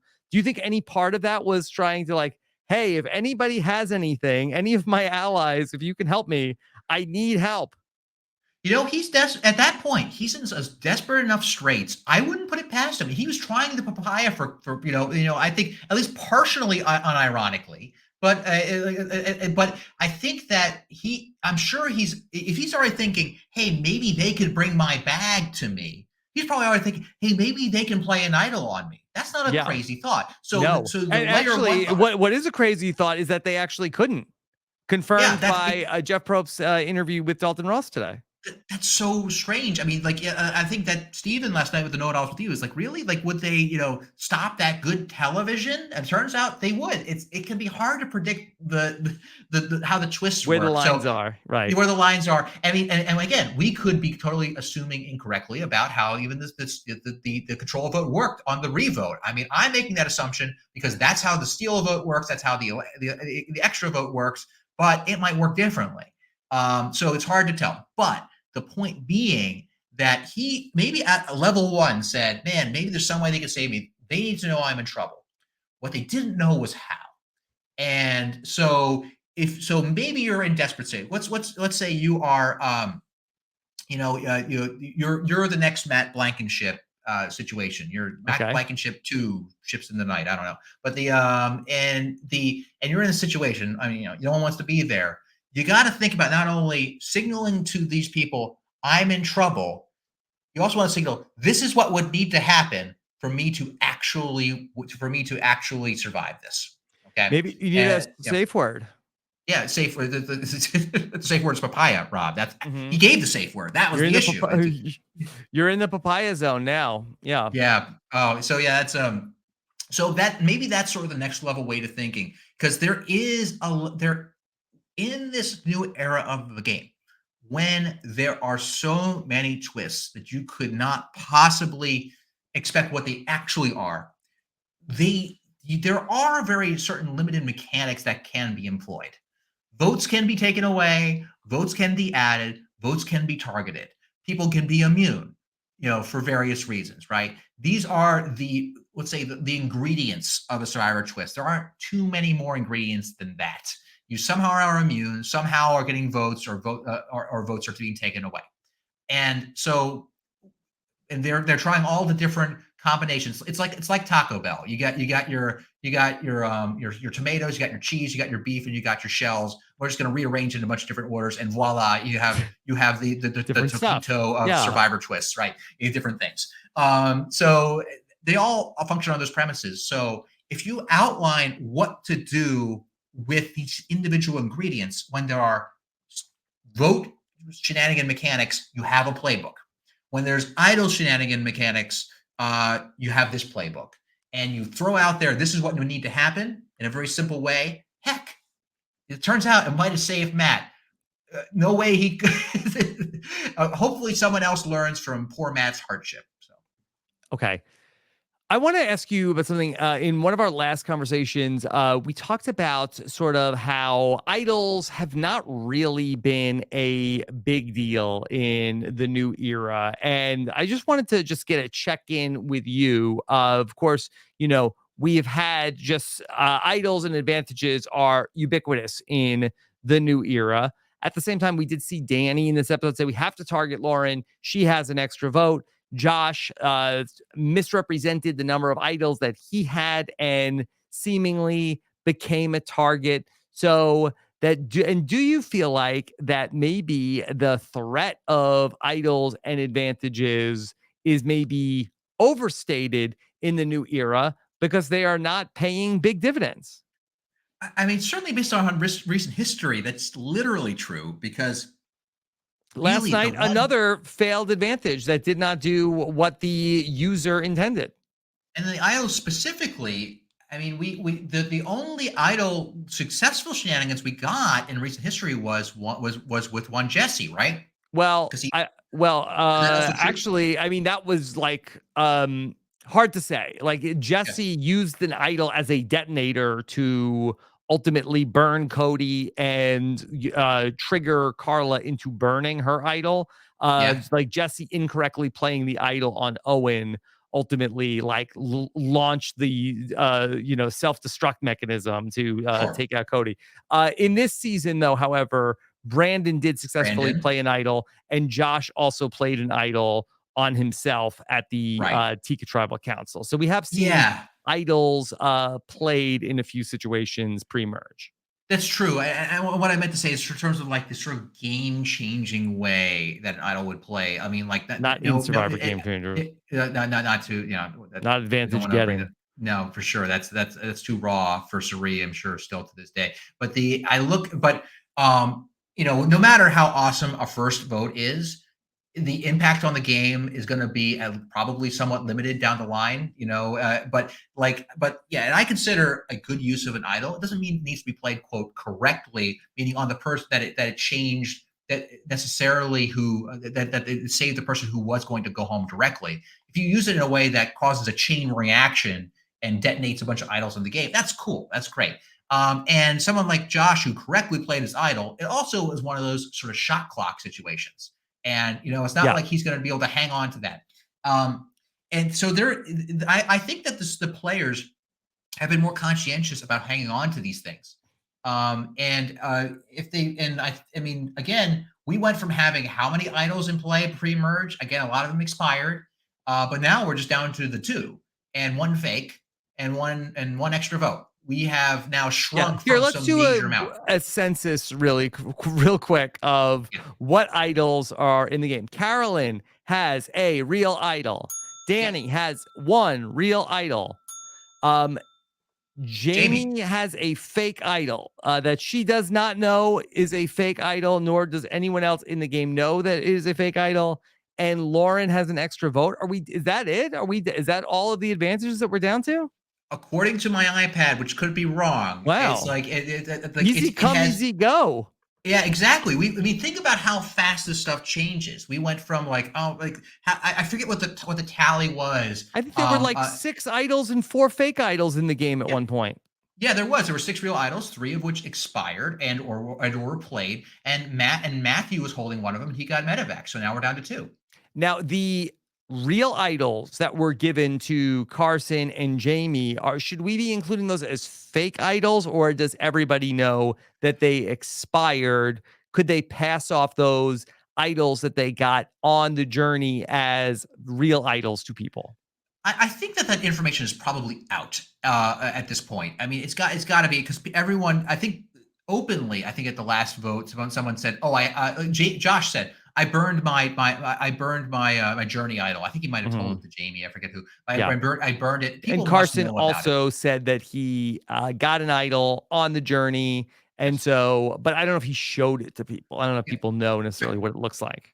So all that stuff is kind of evaporated. So really, we're down, in my opinion, to the 2 real idols, the 1 fake idol that everyone who knows about it probably has every reason to believe it's real, which is interesting. Interesting to see how that comes into play, and the 1 extra vote, which is shockingly simple.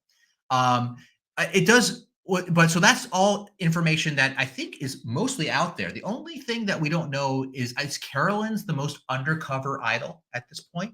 I Because think definitely Danny's now so. blown up. Yeah. Yeah, I think that she might be the only person with a incognito idol. Yeah, and which is interesting because at the time it seemed like Danny had the most incognito idol, and this is probably one of the most exciting things tactically from the season for me was how Matt put together that his idol was fake in this episode. I thought that was wonderful. Yeah, That was finally the cage paid off in this premise in a little way, hopefully in a bigger way down the line. but Christian, I feel like that the way that this story was presented wasn't that, hey, Danny is making a blunder by making Matt find a fake idol, which ultimately is going to end up leading Matt back to wanting to blindside Danny. Now, we know ultimately that is not how Danny is going to leave the game. At least the breadcrumbs of that didn't lead to Matt engineering that. Who knows if Soka ultimately will turn on him. But this was presented as, a crowning achievement for Danny and celebrated. And I said at the time, but why? Why do this? For what purpose? Ultimately, it even changed the direction of the game where that potentially Claire might not have gone home had Matt not found that idol at that point in time. Yeah, and that is interesting because basically when you're putting blowback into the universe is what's possible there. I mean, like there are times where I think a fake idol can be effectively used when you get someone to Certainly. stop searching for it, right? However, when you just throw it into when you sort of throw it into the game and it's going to end up in, I guess he kind of technically targeted Matt with that, right? He basically targeted Matt to think he had a fake idol. That and also nominally, Matt is supposed to be his ally. later into the game. I mean, right now we're seeing it's going to get out, Well, unbeknownst to Danny, that it was a fake, right? So go Christian, on. it was What do you my think? read on the situation. And again, certainly we don't know everything. I don't know everything. Yeah. But from what I got from exit interviews, Matt was at the bottom at Soka. Matt found the idol. And then I feel like that for Danny, it was like, well, I can't let this guy go now. Gotta keep, Oh, gotta keep him around because now he's got the fake idol. I gotta pay off the bit. I gotta now I've got, well, I could expose him. I could like get him to use it in a different way. I could, do different things with that. And I think that that directly led to Claire being the person that was targeted instead of Matt. that's interesting. You get this investment Again, my justification. You've invested in the interpretation, prank. I don't want to say that that's gospel, but based off of what Claire had said in the exit interview and just in terms of what my read of the episodes and secret scenes are, that's how I viewed things. Well, and irrespective of whether that's true or not, we can talk about it in generalities. That it's totally true that if you have put a long con deception into someone, It's you very can view Better them. Call Saul. Yes, it is. All of a sudden, you see them as an asset, right? And when you have to make decisions about who do you get rid of, all of a sudden you've made an asset out of the person that you actually are trying to dupe. And so that can lead to some I mean, that's even before you get into the psychology of, man, I put all in this effort, Yeah. this investment, the sunk cost fallacy. Speaking of another episode of Better Call Saul, by the way, Yeah. that you have a sunk cost fallacy. I put all this effort for this idol. I can't see, let it go when the sunk cost is a fallacy. That cost is gone. If they're worth getting rid of, they are worth getting rid of, regardless of the history that got you there. Yeah. Ironically, that finding a obvious fake idol and going along with thinking that is a real idol is one of the best things that you could do for your game. It did not work out necessarily that way between Dr. Allison and Angelina in your season, Christian. Yeah, no, it did not. That Dr. was Allison did not handle that well. She was like, I know it's fake. Come on. I don't know, and Angelina's like, no, I think it's real. yeah. I Like, mean, all if you go back right. to, I don't think Randy Bailey was too thrilled about getting a fake idol either, even he did not know it But was fake. But yes. The find if the for the finder, one of the best things is to find a fake. Like again, that was like just to embarrass Randy. That was a little bit of a yeah, different circumstance, but it's almost like that these fake idol makers, like, oh, I can't vote them out now. I got like this is like we got to keep the bit going. yeah. I mean, I think that is interesting. The idea that you can make an asset out of a person you're trying to dupe. I mean, it kind of makes sense, sort of like a spycraft sort of thing, right? Like, if imagine I'm like a spy master or something, and I managed to develop an unwitting source, right? Obviously, I'm not going to want that person thrown in jail, so I'm going to keep them around. Yeah. But in that world, I don't have to like vote out other people that could be my folks, right? I have to in the world of Survivor, I have to make a decision to vote out. And if you are consciously making someone a non-target, then that limits your options quickly. Yeah. And so that's something to be aware of when you're thinking about if you want to pull this move off. You just got to remember it's okay to pull the ripcord and get rid of them. You just got to remind yourself of that fact.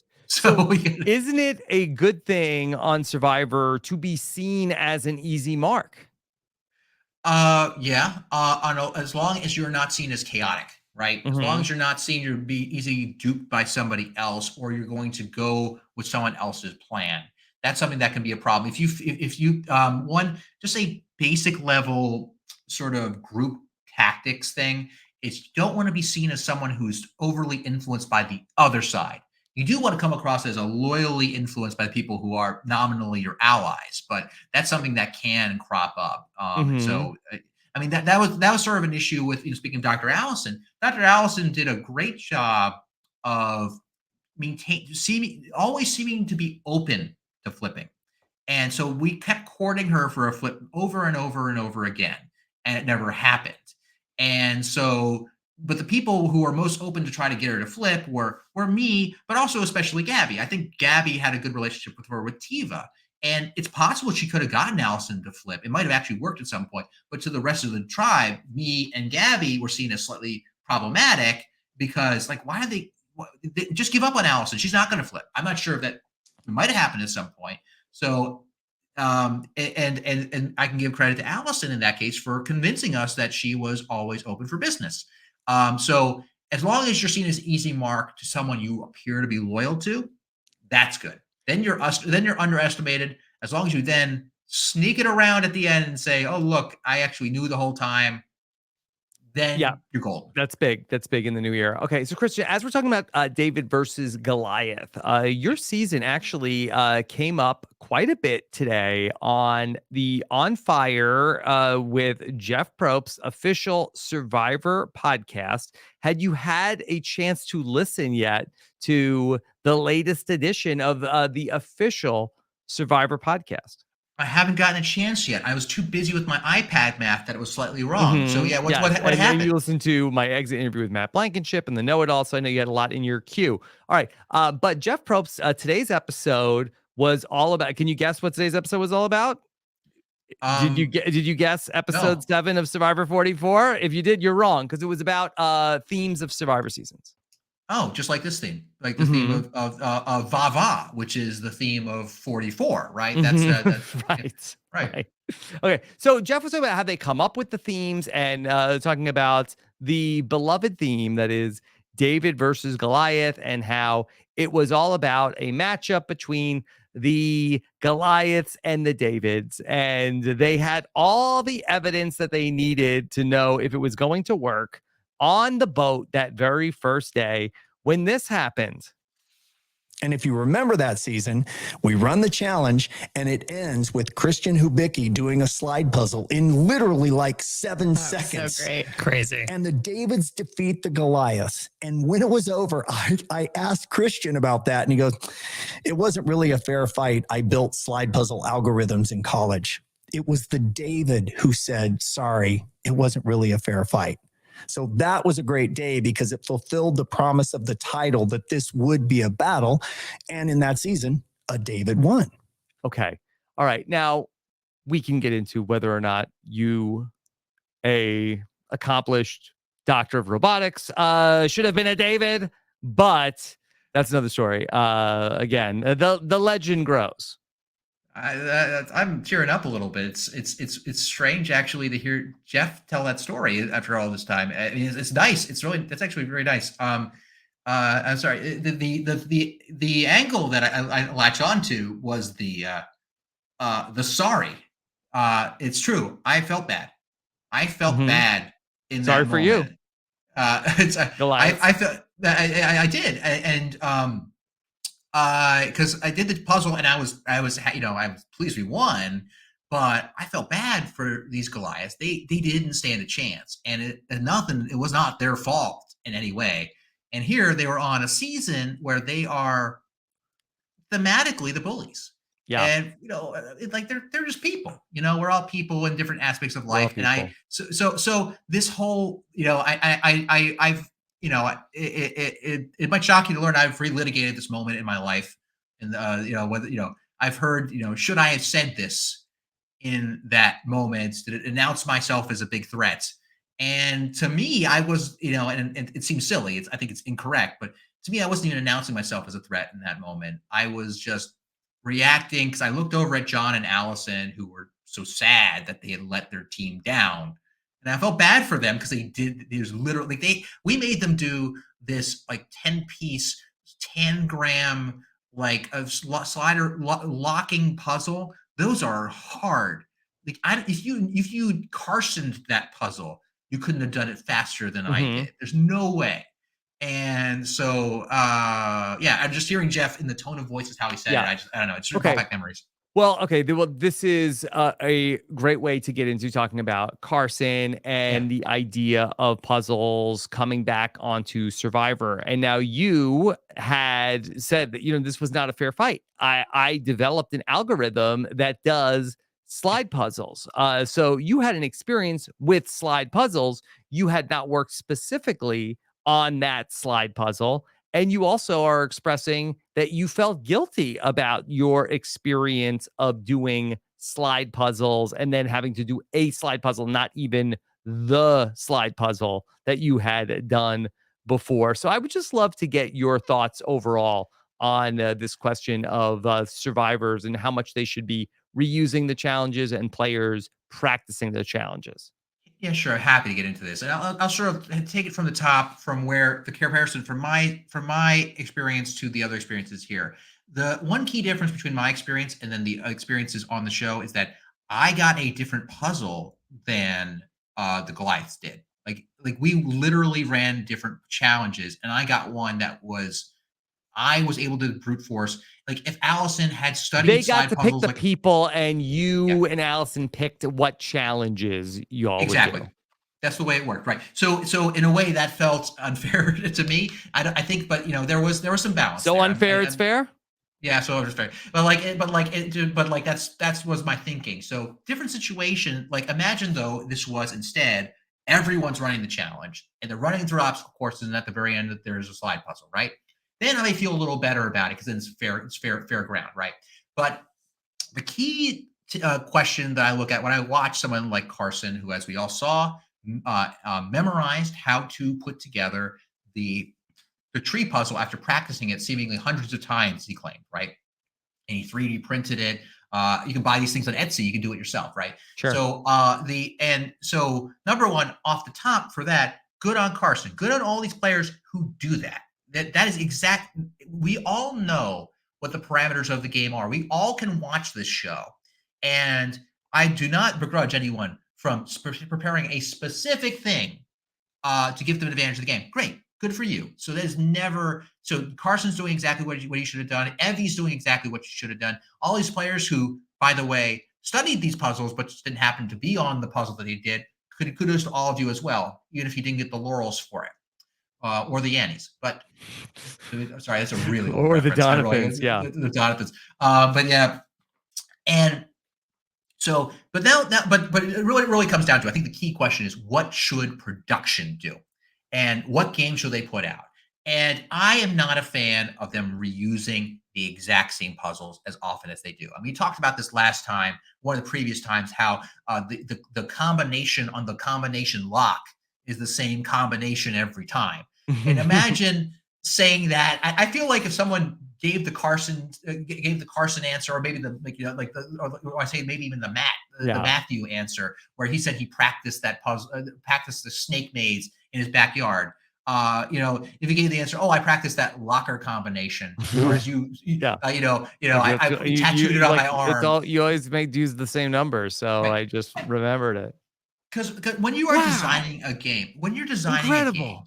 Yeah. you want to ask yourself, what behavior and skills do you want to encourage to win this game, right? I mean, there's a reason why the challenges aren't do 300 push-ups, and whoever does 300 push-ups wins, because that would encourage a very particular type of Don't give player. him any ideas, Christian. Yeah, I believe that was Tony's idea. I think Tony, in one of his exit interviews with you, was like, I think it's just like have people like just do push-ups at the end instead of a puzzle, because I don't like the puzzles. But the so I'm cool with there being a puzzle. They should just switch them up a little bit. I mean, if they even like the tree puzzle, there are different ways to cut the tree puzzle. All they would need to do is have maybe 3 different variants, or even 2 different variants, and that would be pretty hard to do it memorize. blindfolded. How about that? It's the tree puzzle you've all studied, but here's the wrinkle: you'll be blindfolded. Oh my god! And because what I would love to see, and because I would love to see when it's skills that are being tested, particularly skills like kind of from your life that aren't over preparable for studying the test. We talk about people who have to take a standardized test. You study the test and things like that. And does that really give you a leg up in terms of understanding the material, for instance? That's a classic question. I think this is a lot of studying for the test. And it's not as fun to watch. I think when we see it the first time, it's adorable. Like, oh, that's cute. You start seeing it over and over again, it starts to feel like, why are you letting this happen? I mean, you gave the example of Jeopardy in the previous podcast. Like, what if you came into Jeopardy and you memorized the answers from several seasons ago and it happened to keep coming up, right? I'm going to use a different example. I'm going to say Price is Right. Another CBS property. And, they have these big builds that they have to do for these different games that when you're guessing the prices, right? And as a result, they need to they have to reuse them every once in a while, all the time. I mean, I think I did a rough order of magnitude estimate, I feel like they run 2,000 games a year, right? Okay. But they'll use some of the, they'll maybe do the clock game, they'll do like the various games, the Plinko game, but they change the prices around, so you can't literally memorize the game. And when there was an incident where someone did manage to memorize all the prices and therefore clue in someone to the exact answer, it was a scandal. There was a Netflix documentary about it. Perfect bid. Perfect bid. Yeah, exactly. Very good. So like, it's a good one, and it's a complicated story, and so that was seen as a scandal in most other shows. And I think this is partly Jeff's, he was excited about the show and he wants to sell it. And this is the way he sells this choice that was made for whatever reason to reuse the puzzles, that we like it when people prepare. I'm like, yeah, to an extent. I think it's great. Like if I'm cool if people want to practice word puzzles, because if there's a word puzzle on the season, that's a maybe a didn't good help skill to Owen have. last season, but yeah. Yeah, I'll tell you, it helped. I mean, Chrissy, I think, smoked her word puzzle back in season 35. And after I saw that, I was going to go out in season 37. I just seen that season. It's like, you know what? I'm not very good at word puzzles. I'm going to practice them. So I made a word puzzle app. I made my own word puzzle app that I scraped from the internet a list of the most common words with 8 to 12 letters, and also phrases and idioms that were up to a certain length, in case you wanted to, do the thing like, you are safe from the vote. And so it's like, a bird in hand is 2 in the bush or something like that. Like I had it auto generate this, and I would click and drag the letters around in a random generator. I practiced like a fair bit for that. Still got smoked by Davey and Carl, right? So it's like, even what was it? Who won? That Davey won the immunity, and Carl could have won the immunity. Was he had a different word? He's like, that is not the word we're looking for. That's exactly right. That's exactly what happened. And Carl went home right after that. It's really kind of tragic. I feel bad for Carl. I'm really sorry. That you're correct. That is a 12-letter word that starts with P, but that was not the 12-letter word that starts with P we wanted. The Davies came in and got it right. Right. So I'm cool. I want them to be puzzles that were or challenges where you can practice the general skill, right? And so like, practice balance, practice, work out. And I think the most specific thing would be like fire making. But this is the reality, though. They are recycling puzzles and types of puzzles. So what do you do as a player? And so you had a very nice podcast this week, your burning questions on this exact question. And to recap, your general consensus was, go ahead and try it. It has never been a game-changing solution. And I don't know if that's players. intentional yet, where we've never seen like these reused puzzles other than say like a Samotion, like in a huge spot where it has made the difference in a major way in the game. The closest is Spencer at the final 7 in second chances, and like nobody even thought that was a possibility, that this could happen. We've seen them mostly before the merge or in reward challenges. Yeah. And so if you're going to prioritize, because one thing I definitely wouldn't want is for every player, they feel they have to go and buy all the puzzles and practice them. Look, your lives are stressful. And you think that there's a lot of stress when you're about to go on Survivor for all kinds of reasons. To add that additional stress, I don't want people to worry about that sort of thing. Now, if you are into it, if you are interested in doing it, like I just wanted to make a word puzzle app. I just wanted to make one. I coded it up in like MATLAB, but and so I did it, and it was fun, and it was more fun than it was useful, and that's okay. But if you're going to practice them, here's the priority list I would go through for practicing these puzzles. Okay. The number 1 for practicing, in my opinion, are the tangram puzzles. Okay, and these are puzzles which have differently shaped pieces, but only a few of them, and they can often be 3-dimensional, sometimes 2-dimensional, where they just fit together into just a big shape. Like this is the one that Spencer memorized. It's like a 4 or 5 piece puzzle. Put the triangles in the right thing, and you just get it. It's also the one that Wendell did near the end of his first season. It's like it makes a pyramid, and they literally repeated that. We didn't see it the first time, but we literally repeated that in a puzzle on our season. The Gabby spotted the tangram. So those are what tangrams are. And there's a couple of like common versions of it. You can see them on Survivor, or you just go on the internet and just look at different examples. Look on Etsy, that you practice them in general and memorize the ones on Survivor. Memorize the ones on Survivor. I think that's the easiest thing to do. Okay. Number 2, that's top tier. You get the most bang for your buck because you get that done instantly. Like a tanagram pyramid. Yeah, exactly. Right. So, and now number 2 is the basic slide puzzle, the 4x4 slide puzzle, not the one that I did in my first episode. It's the one where you unscramble it, and it's often called a 15 puzzle. And there's just a trick to get and I've talked to people who've done this. I mean, a lot of people practice this on their phone in an app. If you can just get a phone app, that's a pretty easy thing to do, right? And then after that, maybe some of the puzzles, like we're talking about with the jigsaw puzzles, like what Carson's talking about, the tree puzzle. The fewest pieces, the puzzles are the ones you want to memorize first, because the bigger piece puzzles, it gets harder and harder. Your returns start to diminish. So, and again, also kudos to Carson. It's one thing to buy it.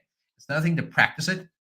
It's another thing to perform under the pressure of being in Fiji after having been removed from the game, from practicing for weeks, and to recall that memory on command. So beyond him practicing, the performance was good. But that is the tier list I would recommend if you want to go down that path.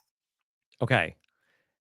Just to reset, tanagram, slide puzzle, low piece count puzzle. Jigsaw. Yeah, like the jigsaws. Yeah. I thought you said there were 4. What was the 4th one? Oh, I'm sorry. But the 4 is I got to go get more coffee. Christian's word puzzle app. Yeah. Christian's word puzzle app. Yeah, the word puzzles. I mean, that's really hard because that's more like a lifelong skill. Like if you're like Chrissy claimed, at least she's saying that she has done word puzzles most of her life, and I think Davey's into them. So it's a skill that's really honed over time, and where you're able to spot the words. Like if you're good at boggle, right? I mean, and if you're gonna practice, and you got to practice fire. And that's the other thing that you got to make sure, because the show will just dunk on you if you say you didn't practice fire making. That's like a requirement in Jeff Probst's mind. So that's it. Okay. Christian. So on the Jeff Probst podcast today, talking about themes, okay, there was something else that came up today. All right. So Jeff talked about the theme for David versus Goliath and ultimately winners at war. And then famously, that Jeff Probst had an idea for season 41 that was going to be about a fire token economy.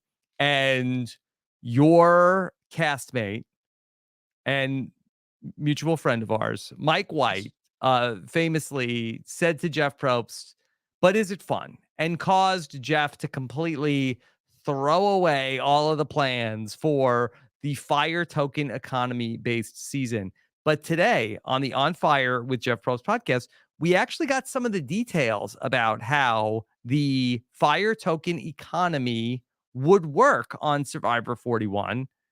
And I wonder if maybe we were robbed of getting to see this season play out. So can I play a clip for you from On Fire, courtesy of On Fire with Jeff Probst, the official Survivor podcast? More than anything, Rob, I want to hear this. Okay. This is Jeff talking about how season 41 in another universe, how it would have worked.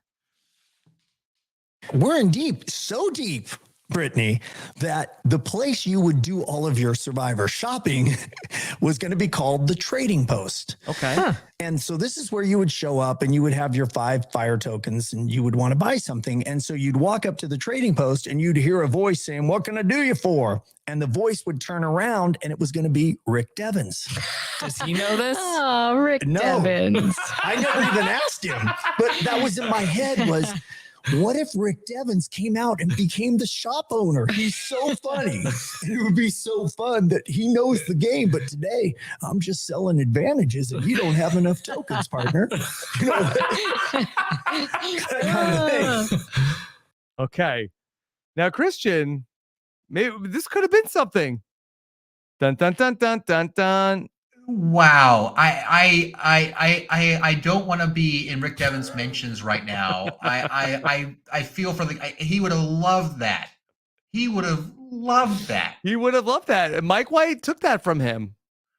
You know, I don't want to facilitate the great Mike White, Rick Devens feud, but yeah, that's I mean, and put yourself back in that time. I mean, only 2 seasons prior was season 39, which some people recall was called Island of the Idols, and it had giant heads of Rob and Sandra, Yeah. where you were bringing back cast members as sort of part of a season-long gimmick. And Winners at War was all people back. Cochran came back as like a reward in season 34, and maybe that we were kind of like maybe trending in that direction. Yeah, it really felt that way, and I feel like they might have not. They did a hard pivot, not just away from that idea, but I think they did a hard pivot on the bringing back of other people onto these seasons. Like, you're not getting Cochran as a reward. I mean, they still acknowledge people from the season. I remember Gabby got a shout out on one episode. You know that this sort of thing happens. But like they are made a deliberate opportunity to attempt to move forward, not only in terms of the structure of the show to some degree, but also the legacy of the show. Like, it's still there, but they clearly want to keep moving forward. Yeah. Okay. Christian, do you feel like that there could have been another world where you could have had some sort of job in the like trading post Survivor economy world? So, I mean, like I'm struggling to come up with a role that would be. I don't think I have quite the improv chops that Rick Devens would be to have to run a role. Like, I'm imagining the you know, basically the whiteboard room, like sort of the strategy session. I would not declare myself a strategy expert anyway, but I can imagine me at the whiteboard drawing X's and O's. Like, okay, tell me what your idea is. Let's work this out. You know, like, okay, you're gonna vote. You're going to use this control vote. You're going to use it on this person. Have you thought about throwing on Lauren instead? You know, I think that let's talk this through. Because, I mean, they did have Rob and Sandra as coaches, and I struggle to remember any actual coaching advice that they had given. But like that would not be crazy. Now, the thing is, I feel like they would need to. It would have to be like a tag team, right? Yeah. They'd have to put me with someone else. You know, I think that they maybe grab someone like maybe one of the women winners or something. If they could put me in that, you need a winner. You need someone who didn't get voted out in 7th place. You know, giving advice on the game. But I'm just there to wield the whiteboard marker, which I'm told, by the way, is a skill. That, you know, I think we talked about this, that how in the movie, the DiCaprio movie, Don't Look Up, right? Yeah, he had a stunt double who did his math on the whiteboard. The man who, the man who ate raw liver on screen for the authenticity of The Revenant drew the line at drawing math on a whiteboard. Drawing the lines, yeah. So to speak.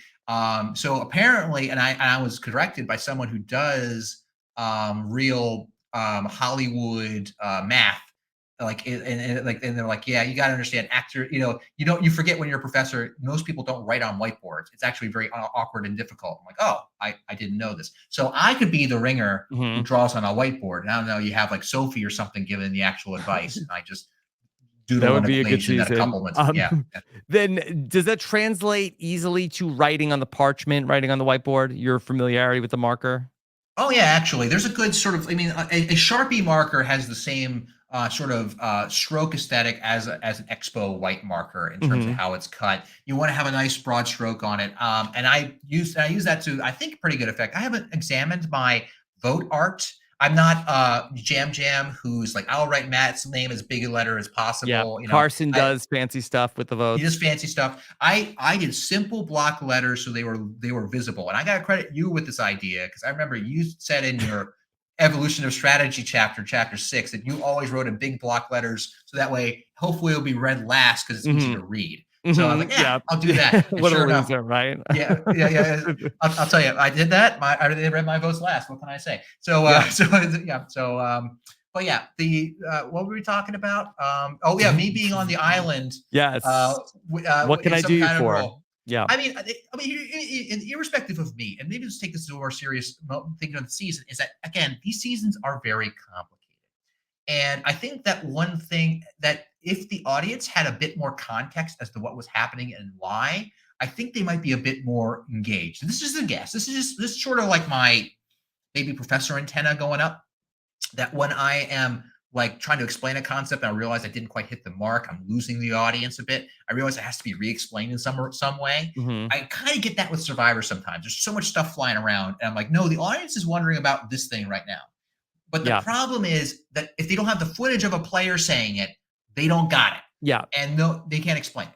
Okay. So then this is a very earnest question that I'm asking you. So, all right. And look, we give a lot of constructive criticism about Survivor. And honestly, I swear on my life that is how it is meant, as constructive criticism.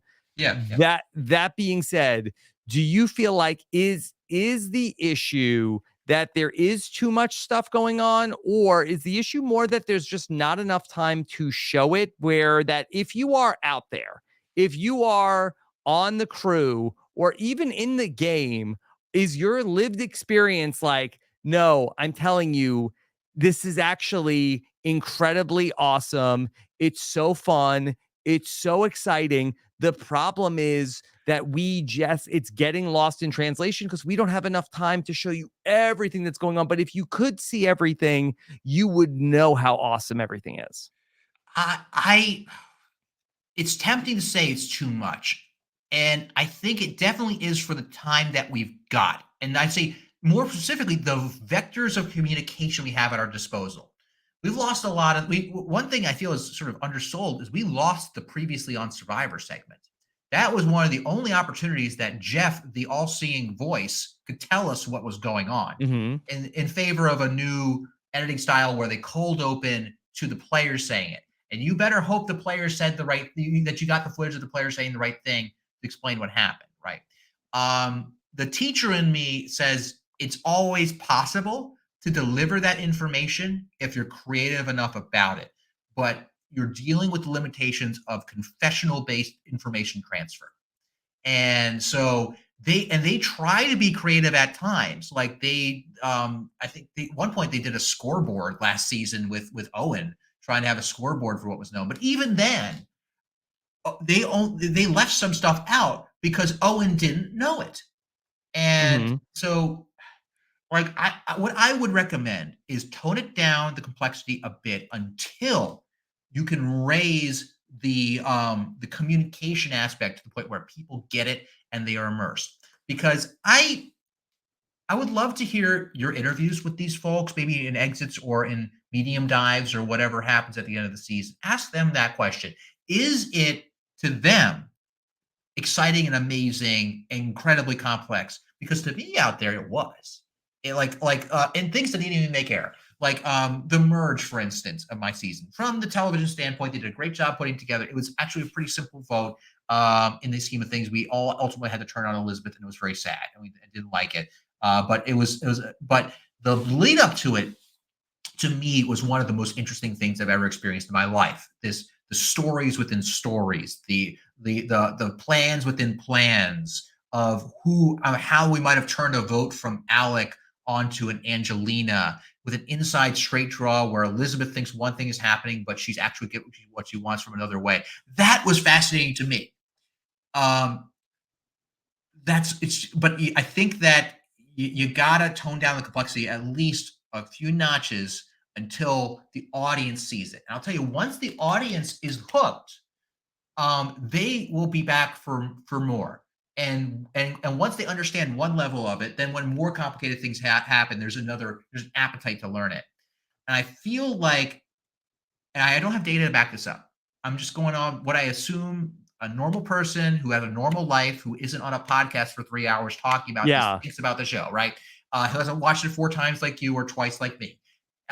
Like who's sitting down, like I imagine they're sitting down, there's advantages around it. Okay, it's people have advantage, and you're like, okay, who's gonna go home? I kind of like this person. Some crazy things happened and they went home. I like them. That's sad. Mm-hmm. But you don't really fully understand why. And because you move on to the next show, whatever show's on after Survivor. Survivor know-it-alls, of course, they move on to that.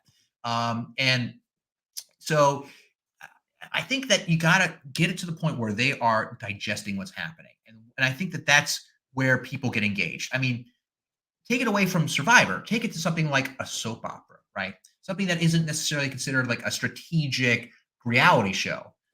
when people are engaged in the story, like you ask someone's a fan of the soap opera, it's like, oh, Jax actually betrayed this person, they cheated on this person, and they're in on all the details, right? Yeah.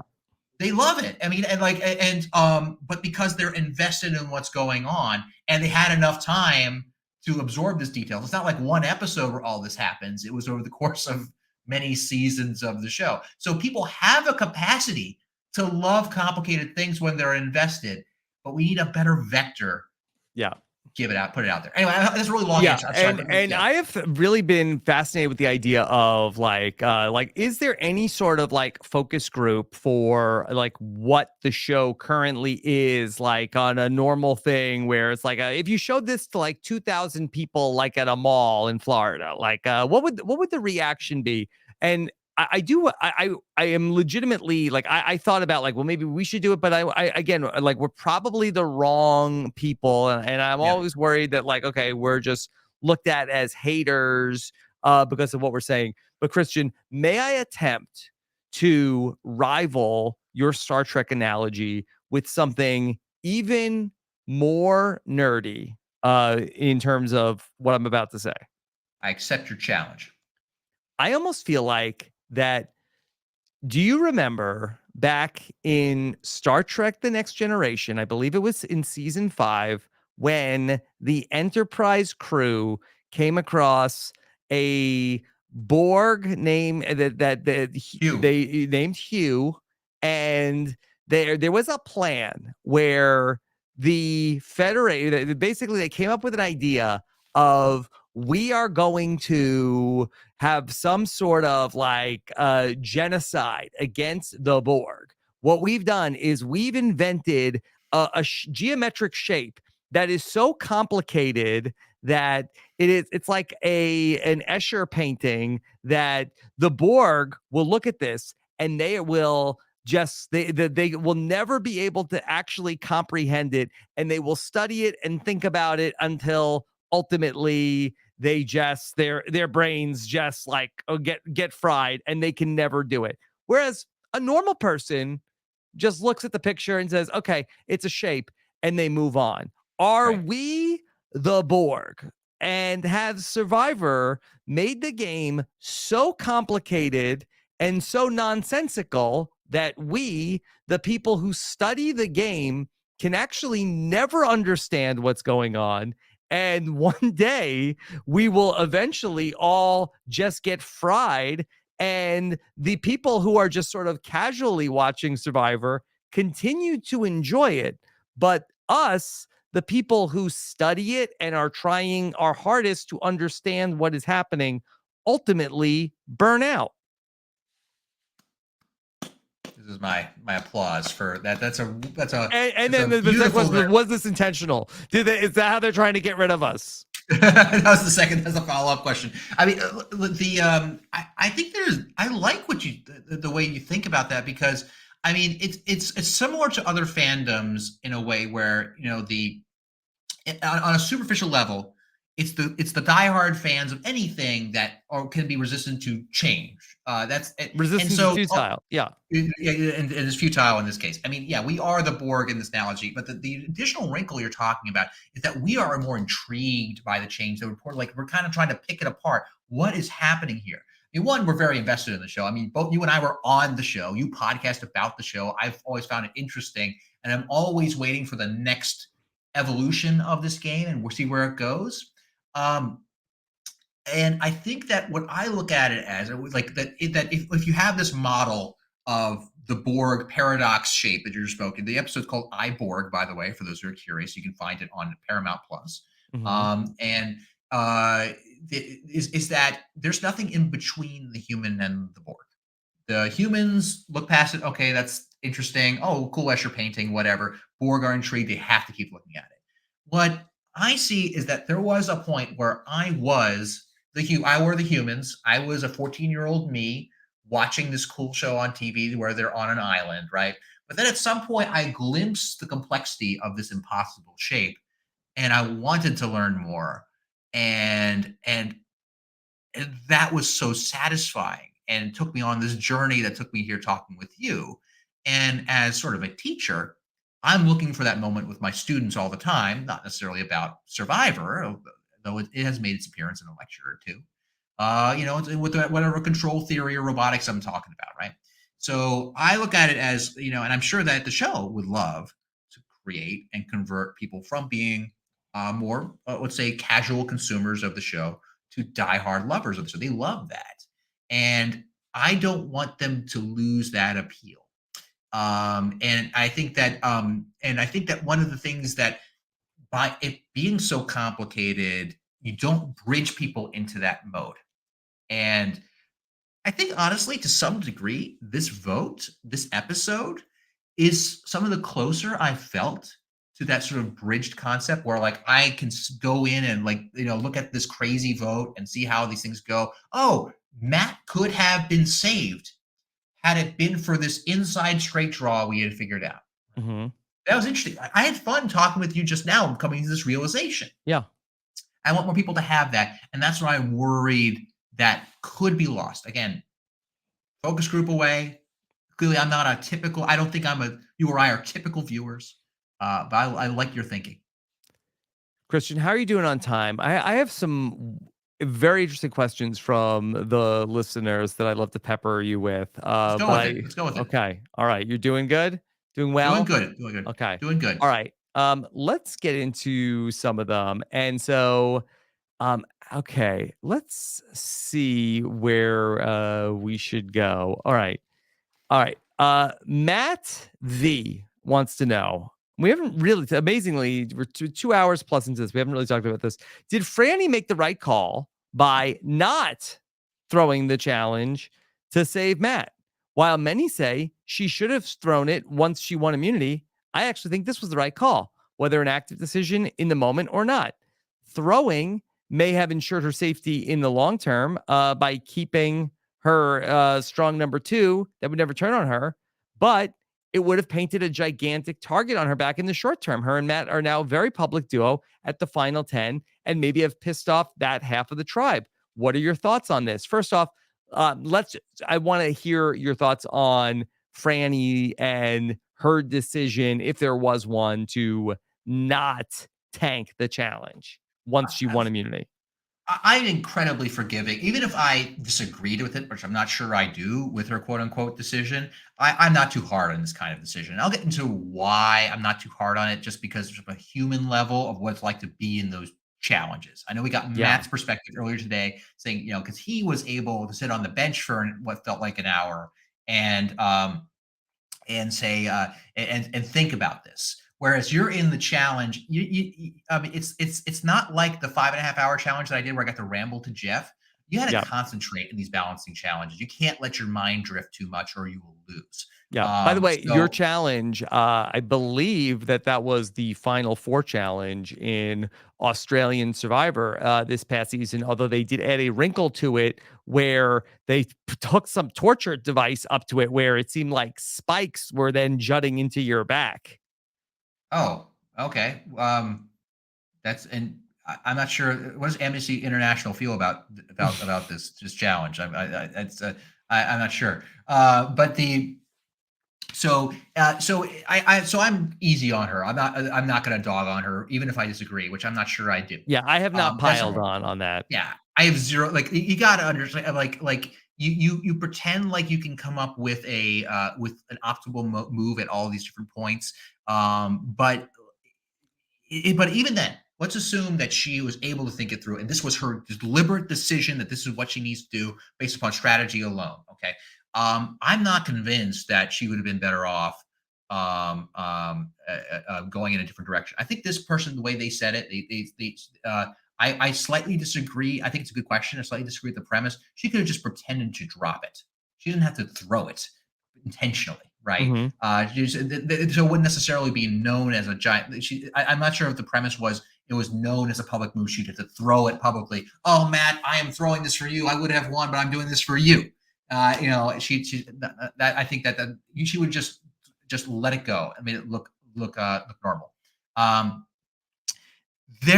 think as we talked about earlier, if you recall, about 6 hours ago, when we talked about the vote breakdown and the alternate history where she did this. There are all kinds of ways this could have gone immediately wrong for her and her tribe mates. Mm-hmm. I think that there is almost no such thing as a safe Yeah. tribal council in general, but especially a low number tribal council. Right. I mean, I've actually come to anticipate and enjoy these low number tribal councils because I want to see the inside straight draw. We have not seen it happen yet. Like we almost like for instance, there was a 5-person tribal council in Survivor 41, which had which had Evie and I believe this is when Evie went home. This is when Evie went home with this tribal council. And Xander had an Eddie, extra vote. Xander, Liana, Danny, and Yes. Deshaun. Right. And if Xander had played the extra vote, he would have carried the day. He and Evie alone, Evie alone, could have shaped that entire tribal council. They would have won the standoff, but it never happened. And here we had another potential one, was another sort of implausible vote total that could have worked out. So I've been looking forward to that, but it's incredibly dangerous. And if you why intentionally put your majority in that situation? Yeah. Just to add to what you're saying, would you go back to also this idea of what we are not thinking about? We're not thinking about this fourth dimensionally, that for everybody that's saying Franny should have thrown the challenge to protect Matt is forgetting about that. Okay, well, now somebody from that other group is also going to open the key and get that advantage and hypothetically launch that scenario that we were talking about before. And I don't necessarily know, is Matt a better ally for Franny than Heidi is? Yeah, I'm not. I don't even know.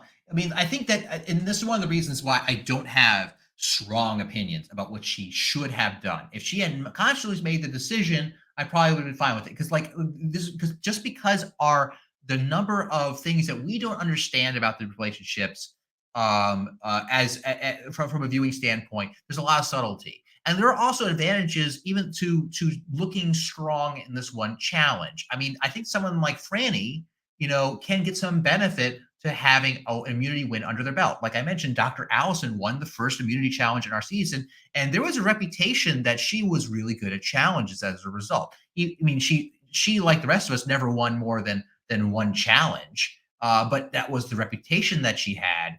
And maybe that's and she came across as a threat. And maybe someone like Franny maybe wanted to appear to be more, have more agency in the game than she already did. Maybe that's something that could happen. There are benefits to that. The tribals can be crazy at these small votes. I mean, she would have, so I don't really blame her for it. So I can see the argument that if she really cared about Matt as the number one ally above all else, sure. And she had its presence of mind to think about it, say, hey, look, I'm immune. I can save Matt. He's in a more precarious spot than me, just looking at the numbers. Again, it's easy for me to see. I'm looking at an iPad. I have color-coded the players by their original starting tribes. It's easy for me to see.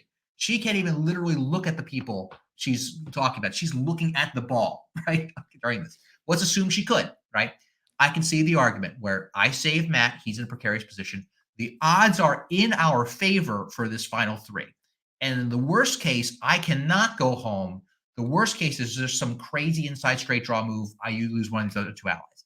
I get it. Because does she know about these other twists coming? She does not. So we'll just assume she doesn't know that. On that point alone, it's a completely justifiable move to throw it. Okay. But I'm not harder on her as a result. Okay.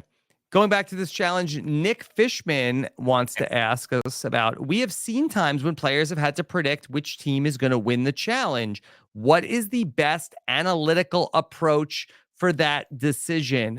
We saw it also come up in season 43, I believe. There were 13 people at Mergatory, and I forget who it was who had to pick which side they wanted to root for. Do you have any thoughts on Nick's question about an ideal analytical approach for how to make that decision that Carson was faced to make? The answer is you don't weight the decision of who's going to win at all, in my opinion. because these things, especially these individual challenges, are almost completely crapshoots. Now, I would love for someone with a bit of a statistics background to do the p-values on this. I don't know how you would. I don't know. I don't like just do some kind of analysis. I think it I'd was be less Noel that was in Noel. the spot last season. That makes sense. And the I would not less think about who is likely to win than who would I rather be with if I was likely to lose. Right. That is by far the more important question because you never know who's going to be strong in this challenge. I mean, Franny looks Okay. like a strong person who do well, but who knows? Maybe Brandon squeaks that out. So that tells us a little bit about where Carson is thinking, I guess, but maybe not too much that we don't know. What was the draw there? Was it Carolyn? Was it Kane? Carolyn and Kane gives him two people he's fairly did not fairly go tight to with. the side with Jam Jam or any of the original Ratu. So maybe he's not feeling as tight with Ratu after spending time there as he is back with Carolyn and maybe Kane. I think that would make some sense. And I'm looking. I mean, I yeah, that might give us some insight as to how in good he feels. But at the same time, like the only on-screen evidence we have is him playing well, like with them, and they say they trust him. I mean, the thing we see about Carson in general, the story is that people trust him, but he's got grander plans that they don't know about. That's I feel like if I could put Carson in a nutshell in this game, that's his role at the moment. So, and the people he's been with are Ratu.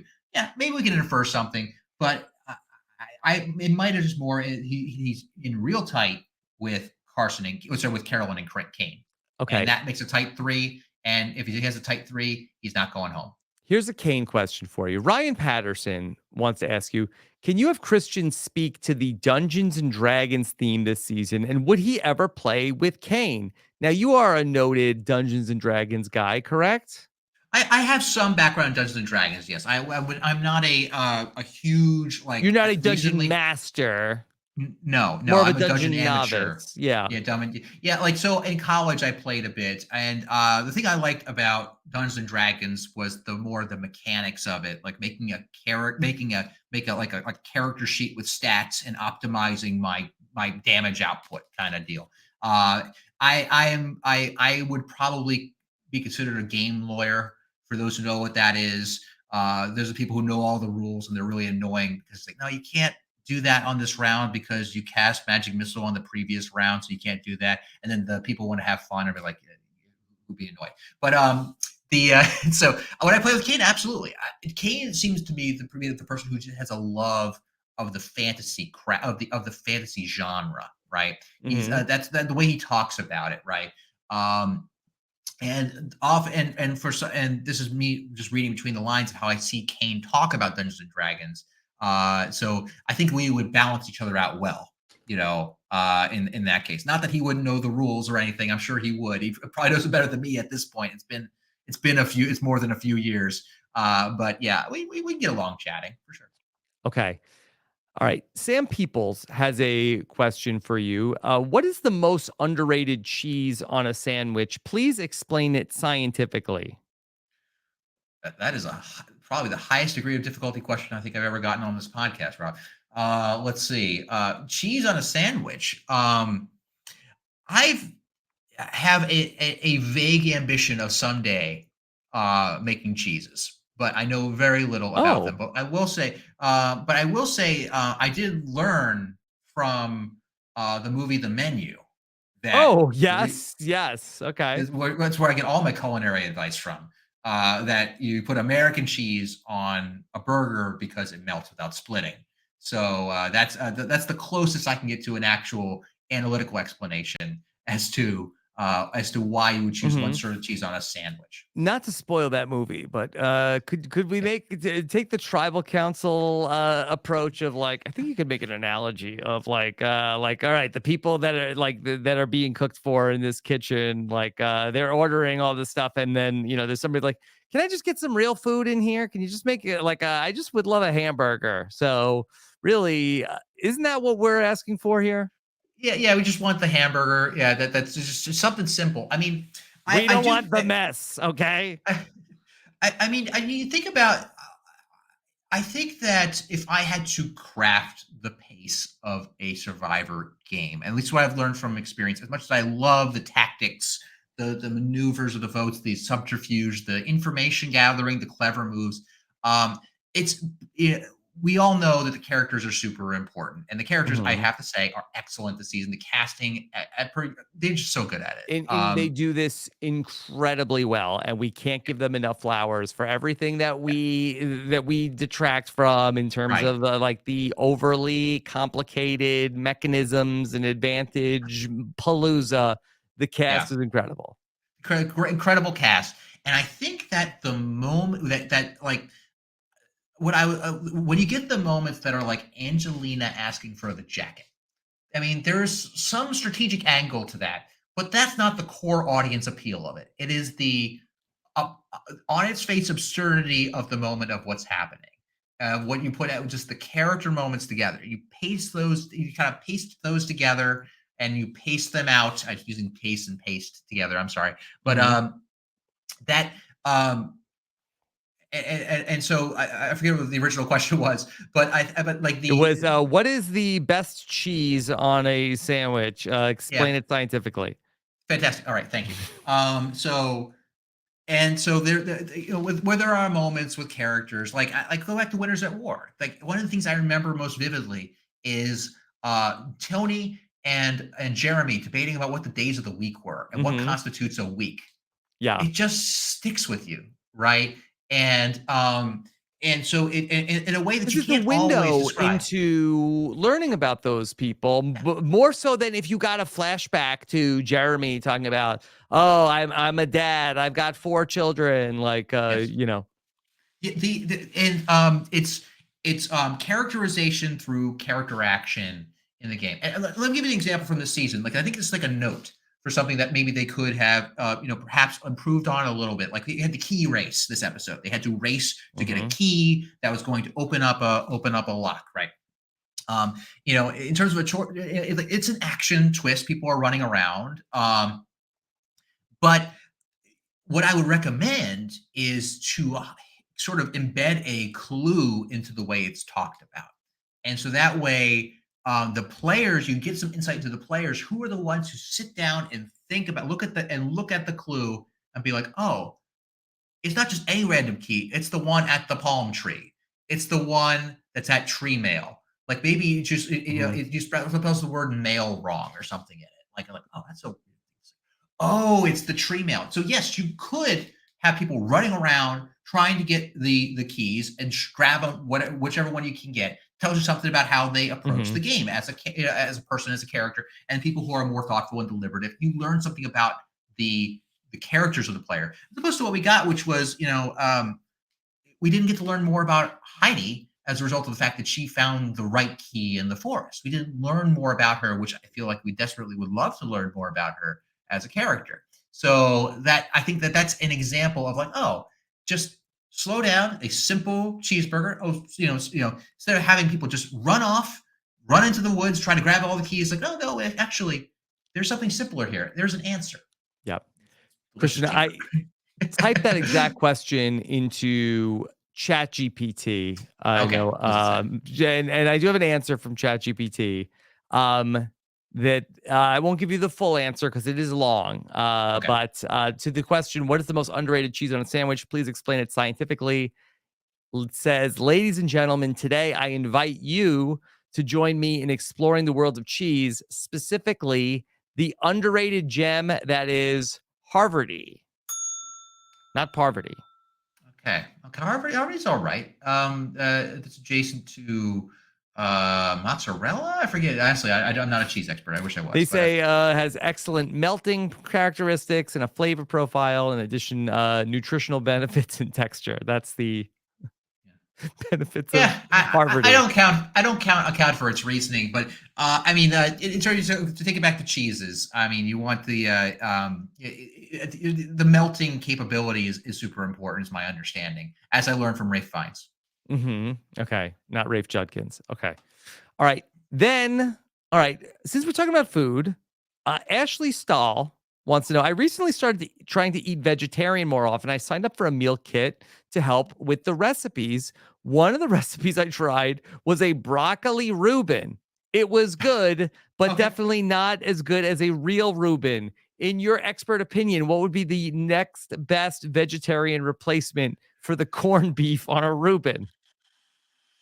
So I will say we do the meal kit services every once in a while. Emily Have you actually, had beef? not the broccoli I like Reuben. what you said about broccoli Reubens. That's a special thing. If you want to, it's not a vegetarian, but there's some people who like to go pescatarian. There's sorry, I'll try to seriously answer the question, Rob, but it's like I've had a grouper Reuben, which was all right. So A when you're going for Reuben. texture, yeah, I mean, honestly, the best substitute I see for some of this stuff, anything that used to be impossible meat is actually pretty darn good. I know it's not a Reuben texture because there's a texture you want to go for it. Mm-hmm. Broccoli's not bad. I wanted to crisp. I don't know. I mean, cauliflower is often a very common substitute for these things. We try a lot of different stuff. Emily and I probably, I would say 80% of the meals that we cook, which is most meals a week, are meals we never cooked before. We try new meals all the time. I think cauliflower is one of the ones we come across if there's a vegetarian substitute. Mm-hmm. I'm not sure for a Reuben substitute. But honestly, once you put sauce on it, I mean, the sauce to me is, if you put some Thousand Island dressing, that will overwhelm the taste and texture of a lot of things that you'll otherwise put on the Reuben. How about that for a theme? Survivor Thousand Islands. Yes, there's 1,000 idols on each of those islands, and people from one island will get to control the vote from no more than 1,000 other islands. Mm-hmm. Okay. Yes. Baby Andy wants to ask you a question. Survivor keeps coming up with ideas to limit the amount of players eligible for elimination, both before and after the merge. Do you think that this tends to make the votes more interesting, or does it just lower the entropy of the game?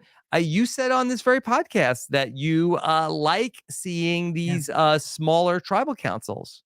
Yeah, it was a new thing to see. I mean, it's what because it was the because we were looking for a way to spice up what was traditionally what had become a fairly stale merge vote, and in some ways, I'm trying to remember if it really always happened that way, because Sydney went home at 41. That Mhm. was a pretty exciting vote. That's where the knowledge is power came out. That created some chaos. That was cool. I think you don't need to do it many times. I think that they try to spice up a particular vote at the merge, because I will say it before. I've said it before. I'll say it again. 13-person merge is chaos. That many people, it's incredibly hard to keep track of what's going on, to formulate a complicated plan. So normally what happens is there's a consensus target. At least that's has been my experience. My experience watching it and my general pattern recognition. I should do more analysis on it. So it makes sense to me. I want this merge vote to be more interesting. In addition to, so that's fine. So far, I think because like someone like Josh was on the wrong side of the half immune side, he ended up being a target when he was one anyway. So I think that the best way that I can think of this off the top of my head is that this half safe at the merge vote gives you sort of a 50-50 chance of having a more interesting vote. That's which I would take over, over the Honestly, prior. and we were like talking about a lot of different things that we don't love, but I really like I would be hypocritical to really complain about what they're doing at Mergatory and what they're doing even here at the final 11, because these votes, for the most part, in modern Survivor have been bad.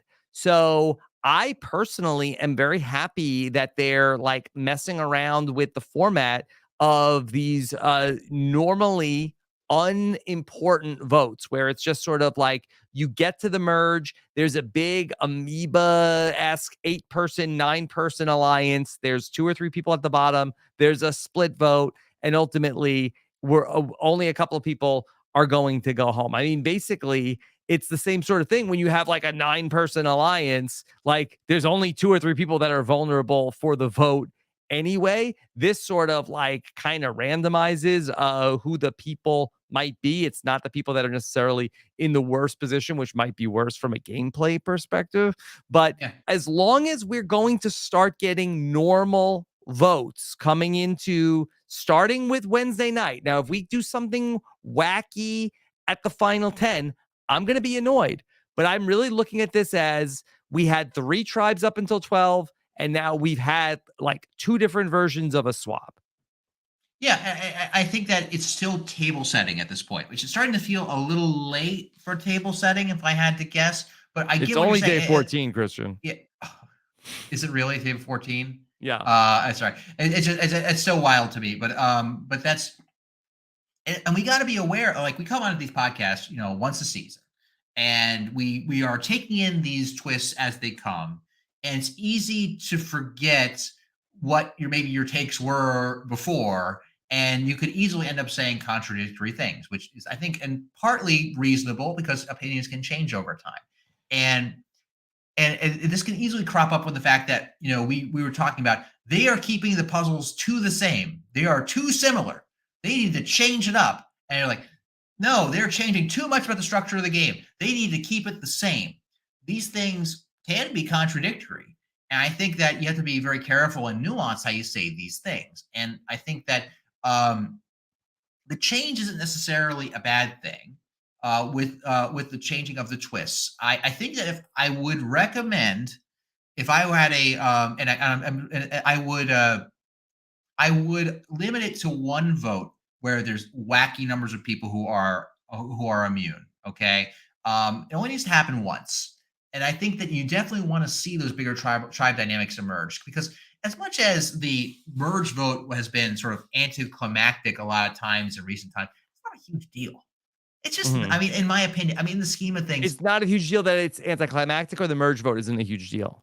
No, sorry, that's anticlimactic. That one, I mean, like, it's often table setting for something exciting. You get information at that merge vote. What was devastating was when you would consistently have seasons where one big alliance would pick off a small alliance. But I'm trying to think of a season when that last happened. I wonder if I have to go all the way back to like season 24. No, it doesn't happen anymore, because I mean, maybe there was a concern in David versus Goliath that might have happened. That was certainly like, okay, well, the Goliaths are just going to pick off the Davids now, and it didn't happen then, because the players are really smart, and that if there was just like one side, like, you couldn't have like a Boston Rob just tell 6 people, hey, we're all going to go to the end together. We're going to the final 6, and let's just pick off the other people and not talk to them, because the players are too good. The people at the bottom of the 6 are going to flip. And to the point where I feel like, imagine we're watching 44, let's say season 45 happens, and God willing, a big alliance gets to, if season 45 happens and a big alliance at the merge manages to pick everyone else off and get down to the end, I think people will be impressed. I think it would be an impressive feat. Like, especially if it's like, how did you keep it together? How did this woman or man who was at the head of the alliance keep it together and take it to the end? As long as it didn't happen every season, like, on occasion, sometimes a thing you don't want to happen has to happen on the show. Otherwise, there's no tension. If the player you loved always won, there would be no tension. If there's always a blind side, ironically, there's never a blind side in some ways. It's just like, if you always knew there was going to be a blind side every vote, then you would know that whoever you're told is going to go home, that person's not going home, and there's no tension. So I am not against. On occasion, sometimes the big alliance does pick off the small one. I don't think it's the end of the world. I think it might add to the variety, and that's okay. That's all right. Okay. All right. How about, let's see, what have we not talked about? Okay, how about some robot questions? How about Tommy Guam wants to know, With production taking away so many choices at Survivor, should Survivor be played with robots so Jeff can reverse engineer even more results he already wants? You know, I mean, certainly let's talk about robots. I mean, getting them to do what you want, period, is actually harder than you might think. I mean, any owner of a Same Roomba with might be able to tell you. kids. Yeah. Yeah. I mean, even though you can program a robot, like to theoretically do the same thing over and over again. If it actually does the same thing over and over again, kudos to you. You're a good robot maker. But the premise here is Can't that get my Jeff. Roomba to clean the living room. And sort of the premise is that Jeff has a desired outcome for a season. And I imagine he's a human being. I'm sure he has things he would like to happen. But when has this been happening? When have these seasons been engineered to give the outcome that is clearly what they wanted? Yeah, and that is like demonstrably false. Like there is no way, but nobody was like, you know what, we need Gabler. We need Gabler to win this thing. Like that, I think that there were several other choices that I think that Survivor, the production, might have rather have seen one win that season. And I think that maybe was part of the reason why, that Jeff specifically has talked about how they didn't love season 43 that much.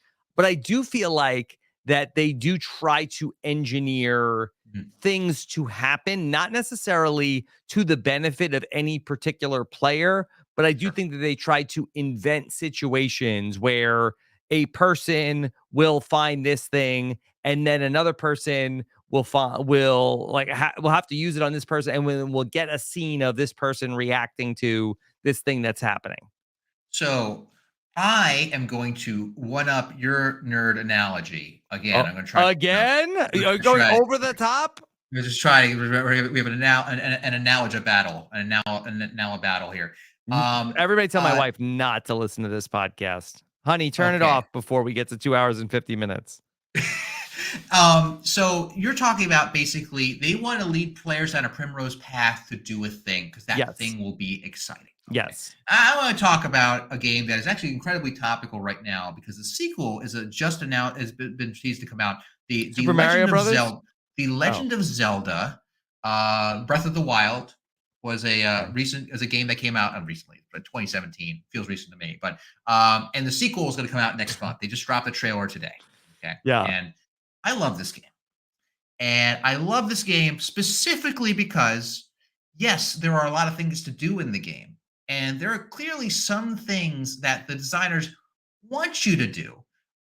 Like they'll put this thing out there, but they will also give you so many options that you can do whatever the heck you want. Okay. Like it is shocking the amount of freedom. Like if I want to go to this other part of the map I could go on take the road. I could go tame a horse and ride around the mountain, or I can climb over the dang mountain. There's nothing stopping me from climbing over the mountain. It's harder. It'll take me longer. Careful. Things can go wrong. You got to be careful, as Matthew would tell you, right? But like there are, the choice was up to me to tackle that game however I want to. The beautiful thing, one of the best parts of that game, is that every Zelda game pretty much has you fighting the same dang bad guy named Ganon. You gotta fight that Ganon, and you gotta save the Princess Zelda. It's all the same. And a lot of times you gotta go through all the rigmarole. It's like, in order to save Zelda, you gotta go to this temple, you gotta get this thing, and you go get this thing, you gotta go this thing, you gotta go do these things. We want you to do these things. This game, if you want to, they say, hey, Ganon's over there. If you want, you can go fight him right now. I mean, you'll probably die because you will be armed with a tree branch, but you could do it right now. And heck, I'll try that. It tells something about my character as like me playing this game, how I make this decision, and it gave me the options to do it. What it doesn't do is it lays out a breadcrumb. So hopefully I'll do this other thing. These other things are super less exciting. Don't do those. Don't do this. You do this instead. So like Survivor, I think would do well to just give a broader suite of options. And I think they've done this in the past, to be clear. Like when they just put idols out there, they are just out there for people to find, make fakes if they want on their own. They can do stuff. It's a playground. It's a sandbox, come up with ideas.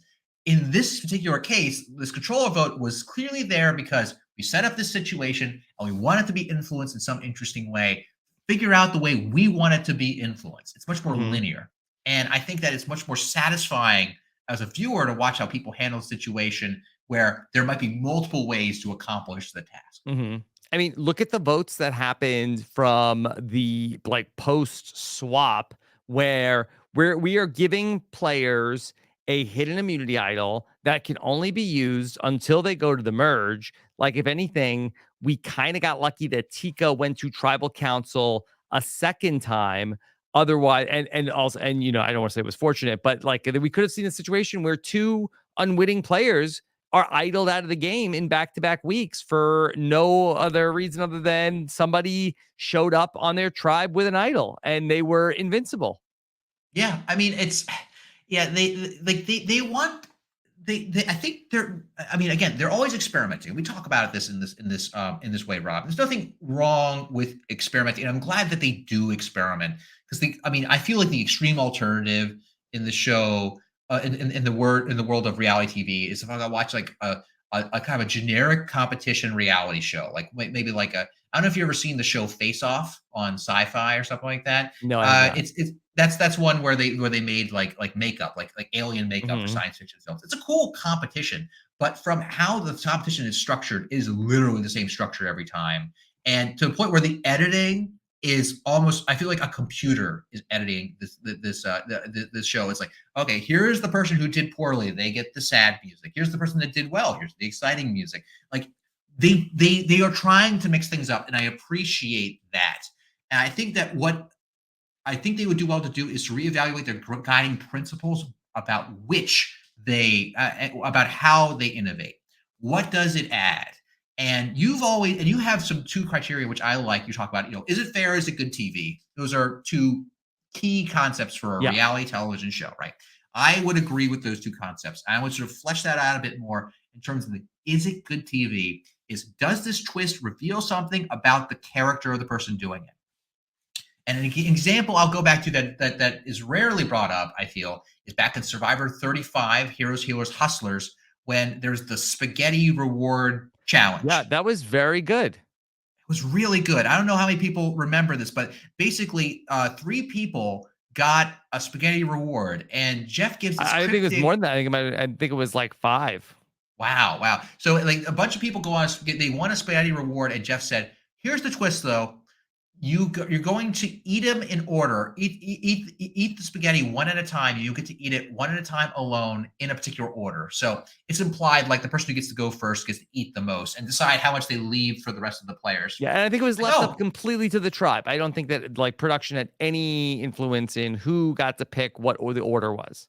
Exactly. And in fact, that's a political decision, right? As to who gets to go first, right? It's a political decision the players make. Gives you insight into the players' mindsets. Then you assume that, this is going to be who's going to be selfish and eat the most food, right? And you think, okay, that's kind of cute. That kind of tells you a little bit about who's going to be selfish and who's going to be greedy. And then you realize there's a twist. Underneath the spaghetti plate, there's a clue to a hidden immunity idol. Like baked in, like basically sort of grafted into the transparent plate of spaghetti. And so now you get the decision making of who discovers this first. The person who ate enough spaghetti saw it, and then I forget, there's a series of decisions that people made. Yeah. Like someone decided to sort of like just cover the plate, and then Ryan went and hid the plate. Well, I think that maybe I forget if Ryan tossed the plate or if they put the tablecloth over the plate and then put the spaghetti on top of the At one point, there was spaghetti on a tablecloth. There was spaghetti on a tablecloth. Yeah. I want to say Cole Metters, I want to say, was the one who put spaghetti on the tablecloth just to hide the plate. And then Ryan found the plate. And then it's like, okay, I'm going to do this correctly. I'm going to go I'm going to throw the plate out in the woods after I've read it. So as no one else can see it. I'm like, yeah. So I'm like, and so there was something like that. But it told you something about how these players thought. And Christian, this has been recreated in multiple amazing ways in international Survivor, specifically in Australian Survivor. I'm pretty sure I don't remember the order of operations, if it was done first in Australian Survivor, and then, but it done in different ways, repeatedly on Australian Survivor, but it is become like an Australian Survivor signature. That's amazing. As long as you find different ways to hide the thing, that's Margarita great. bars and Yeah. popcorn and stuff like that. I mean, and they're creative at mixing up these sorts of things. Like there was a meme for a long time that they would they would hide a clue at the in the merge feast to an idol, or hide an idol. That was a thing that they did. They kept finding different ways to do it, and I think players just started looking for these things. But the scene with Carolyn and Danny and Brandon was one of the high points of the season. Like, it doesn't need to be like this like dramatic every single like idea that you inject in the show that something is like game breaking. That in that instance, it was just like RHAPs when they expected to have like a different experience. Yeah, I mean it just ended up, and I think that was fine. And I think that as long as these experiences are more crafted to generate inner character drama and tell you something about the characters themselves, I think that's where I would dive into. Like that's another key question I would ask is, what does this give us? Because the key chase, again, is an example where people are just running around grabbing keys. There's no real decision making to get, other than like, do you spot the key or not? And did you grab the right key if you do? So I think that that's a way that you can sort of view it through that lens of character. I know they think about this. I know that I'm sure I know everyone in the world listens to this podcast, including production. So I hope they know that I don't think they're stupid. I know they think about this thing, but I'm just looking at the outcome, and it doesn't seem like it always benefits character. I remember one time I actually was texting with a producer of the show. I was like, hey, I just want to say I love it. I think there was some particular challenge, I forget which one it was, where they set it up where there were some character moments. I said, I think that's great. You should. I think that doing more stuff like that would be great. And they're like, yeah, we don't. And so it's so I'm like, okay. I mean, that's my feedback. Yeah. I just think that they need to be like a little bit more focused on like this idea of, the game and people just playing the game. We want to just see people play. And I tweeted this out earlier tonight, but I feel like that the show should be run a little bit more like a well-run sports league, as opposed to trying to create like the maximum like dramatic moments possible. The dramatic moments will come if it's just a well-run game. I think that's right. I mean, I wonder what's really driving the decision making in terms of like what is the fear? What is the concern that we're gonna get? Because I mean, there's certainly creative people. They're coming up with twists, and I'm just like, I wonder what they're hoping to get out of it. What's the model ideal of what they get out? The thing is that like, you hear is like, well, we don't want the show to get stale. We don't want the show to get boring. Do you know anybody that's complaining about Survivor? Oh, Survivor is very boring. That's that the thing for me is it gets a little boring. And maybe that was a complaint that's sort of like baked in with like people that have been around the show for 25 years, that maybe like in the teens that maybe people were like, oh, Survivor is a little same old, it's boring. But nobody's complaint about Survivor is that it's boring. Yeah, I think that the only way that could possibly creep in is that if someone became, got some discombobulated by what's going on, that they kind of check out, like the humans versus the board. I could see that maybe, but like, yeah, certainly there are things happening on the screen constantly. Yeah. I mean, I think that Survivor's a lot of things. It's not boring. Yeah, I mean, certainly not by any definition that resembles anything I know. I think that where. And we might get this. And I mean, like this production seems to love the season based upon everything I've heard them talk about it, and it's been good. I think it's been entertaining for sure. And I think that like what I think that when it comes to like a season that's just like really just pops, is that you're really gripped by the action. I think that could happen here because we love the characters. And so if things Yes. are like happening in the Jam Jam, or like what if there's like a Carolyn v Jam Jam thing going on again, or like Mhm. or like we haven't seen whether Carson shenanigans are going to happen. He's done some cool moves so far, some subtler moves. I'm just talking about the smallest tribe in the game. I mean, we have all of Danny's shenanigans. I'm going to pull out the list just so I don't forget anyone, but there's a ton of people. And the characters are very good. So I think I just want to make sure that when we get to that moment, like we know exactly what's happening and why. I mean, uh, like I think about like some of the iconic moves in the history of the show. Like go back to heroes versus villains. I think perhaps my favorite season, that or Kagayan. Mhm. And that you like the one where Parvati plays two idols on everyone but herself. Mhm. It's super clear why she did what she did and what the calculation was. She saw threw Amanda's bluff, and it resulted in her making a gutsy call that left herself vulnerable, but it was the right call. It's simple, ironically, even though it's a complicated set of idol plays, and we get it immediately. It's one of the moments that we remember, and at least I remember. And so, that's the thing that sticks with people. Or let's go back very recent history. Jesse from last season used Cody's idol against his knowledge, against his will, and it created chaos. And I think that's a moment that people remember. I Yep. don't think that was set up by producers at all. It was an accident. Dwight handed this thing off. Yep. Again, it was just spurred by the knowledge is power. I got to give them credit there, but like that they didn't plan for that to happen, and it did, and Mhm. it was amazing. Yep. So look, we could still hit those high highs, and I Absolutely. am bullish on the back half of the season based Me off too. of what I've been saying about like hopefully we have a bunch of normal votes that are coming up, and if that's the case, and I haven't worked out the math of the calendar yet of how many episodes we have left, but I am hoping that we get a proper that was episode 7, so we might get one episode with I'm not sure. So 8, 9, 10, 11, 12. I'm not sure if these seasons are 12 episodes or 13 episodes Yeah, at this point in time. So, yeah. hopefully we get just 10, 9, 8, 7, 6, and then the finale at 5.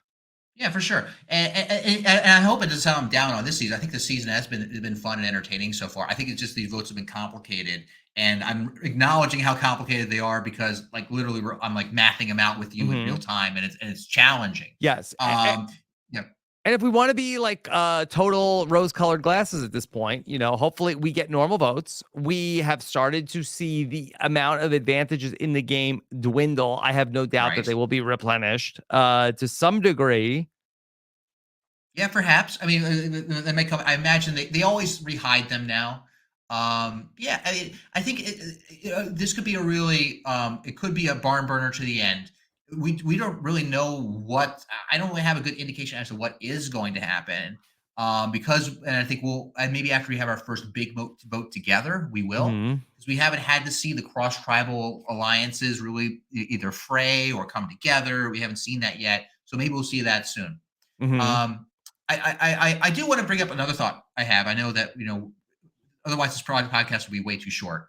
But the when it comes to the cast, like I love the cast. And the casting has just if anything getting better even in this new era. And one thing I would suggest another archetype that they could throw into the mix here. Yes, go on. I I miss some grumpy people. Hmm. Everyone on the season is incredibly and justifiably excited to be there. This is the most exciting thing that has ever happened to them in their lives, and they're so excited. Like the opening sequence of this show is like a smash cut of everyone screaming and excitement in their opening confessionals of the show. That's great. I'm glad they're excited. You know, I think even for a point of contrast, having a Randy Bailey type would be, I think, amusing. Just having one person who's like, I just need money to fix my car. Yeah. That's why I'm here. Um, so that's interesting. Now, how do they get there? Because that really the barrier to entry for Survivor now is like you can't even just be like a casual fan. They only bring people in that are almost like the biggest of big super fans. Like maybe there might be a couple people that are just like, oh, but I've only seen like 8 seasons. I feel like Survivor Millennials versus Gen X season 33 was the inflection point for that because they put so many big fans on both tribes of that show. I mean, Mhm. like I think Hannah, didn't she take like Max Dawson's like Survivor class in Yes. Chicago? I've spoken with Hannah. I forgot to actually ask her about that experience, but and and you Adam, of course, a huge fan of the show. I Super mean, duper fan. super duper fan. You've got David, Zeke. David Zeke was that's it's just the list goes on, and they liked that season. I think it was a good season, and so I think they liked the possibilities that came out from all these people. Like, I mean, David was the original, at least alleged 3D printer of the puzzles, right? Yes, And very so much so. I think it accelerated from that. And that they said we like these fans, they add a lot to the show. I think that's true, but I think that so that the barrier for entry is high. That's another reason I kind of want it to be a little less complicated because I don't want the barrier for entry to be that high to be on the show. I mean, Johnny Fairplay was a recruit for the show Yeah. and came on the show and was incredible. He's Yeah, he incredible was pumping television. gas, and Lynn Spillman spotted him at a gas station. I had been pumping my gas in Santa Monica for years, and I Mhm. intentionally hope I'm going to run into Spillman, and it never got me anywhere. So I'm glad that worked for him. Never worked Mhm. for me. But like he came off the street and was incredible on multiple levels. And I don't want to lose that ability because just because you might not know the ins and outs of every vote mechanic of Survivor, you can still have the smarts to pick it up on the fly. I mean, like there are some people who just have a knack for it. Like I'm convinced that Tony Vlachos just has a knack for how to handle these Mhm. situations. And so and you don't want to scare off those people or make it intractable for them to play this game. Yeah. So there's that, and then that's in terms of the game players, like sort of the savant game players, like a Johnny Fairplay or I don't. Is Tony a huge fan? You I talk to think Tony he more than I do. was more of like a casual fan Right. originally. I don't think that he was like somebody who was a major Survivor fan for years and years beforehand. Right, and that's totally cool and should be all right. Nowadays, I think that not only do they cast these super fans of the show, people who aren't super fans of the show are basically encouraged to act as though they are. And I don't they don't need to do that. As much as it's a huge show, it's not the only show on television. It's not the only thing in everyone's lives. The People come ratings in are with remarkably good, yeah, compared that's to other good. things. Like, when we talk about like, oh, Succession is a huge hit, and like Succession has like 40% of the audience that Survivor has. Yeah. I mean, look, it's a very successful show. Don't get me wrong, but I would want people to be able to broad off the street and do well on the show. You find those Johnny Fairplays, and they're amazing. And along with that, you maybe get characters who might not be Well, like let me just ask super. you, okay, Yeah, in your experience in David versus Goliath, I'm sure there must have been a couple of folks that you played with who were more like very, a little bit more on the shallow end of the pool when it comes to, I'm not talking about Harvard-y shallow, to like in terms of their Survivor experience. What was that experience like to play with people who did not have a ton of game knowledge compared to people like yourself who did? it was mixed. I mean, I think that a good example is someone like Kara. Kara wasn't a huge fan of the show, and one thing I respected about her is that she outright told me that she was recruited for the show. Hmm. She outright, which there is zero shame in that. There and I appreciated her honesty, and I think that she sort of implied that you're like, yeah, that act like you're a big fan of the show because otherwise the fans will go after you or something like that. Like I think I don't know if she said something like that, but that's the impression that I got. And she was smart. She understood the basics and the keys of how to like talk to people in an alliance.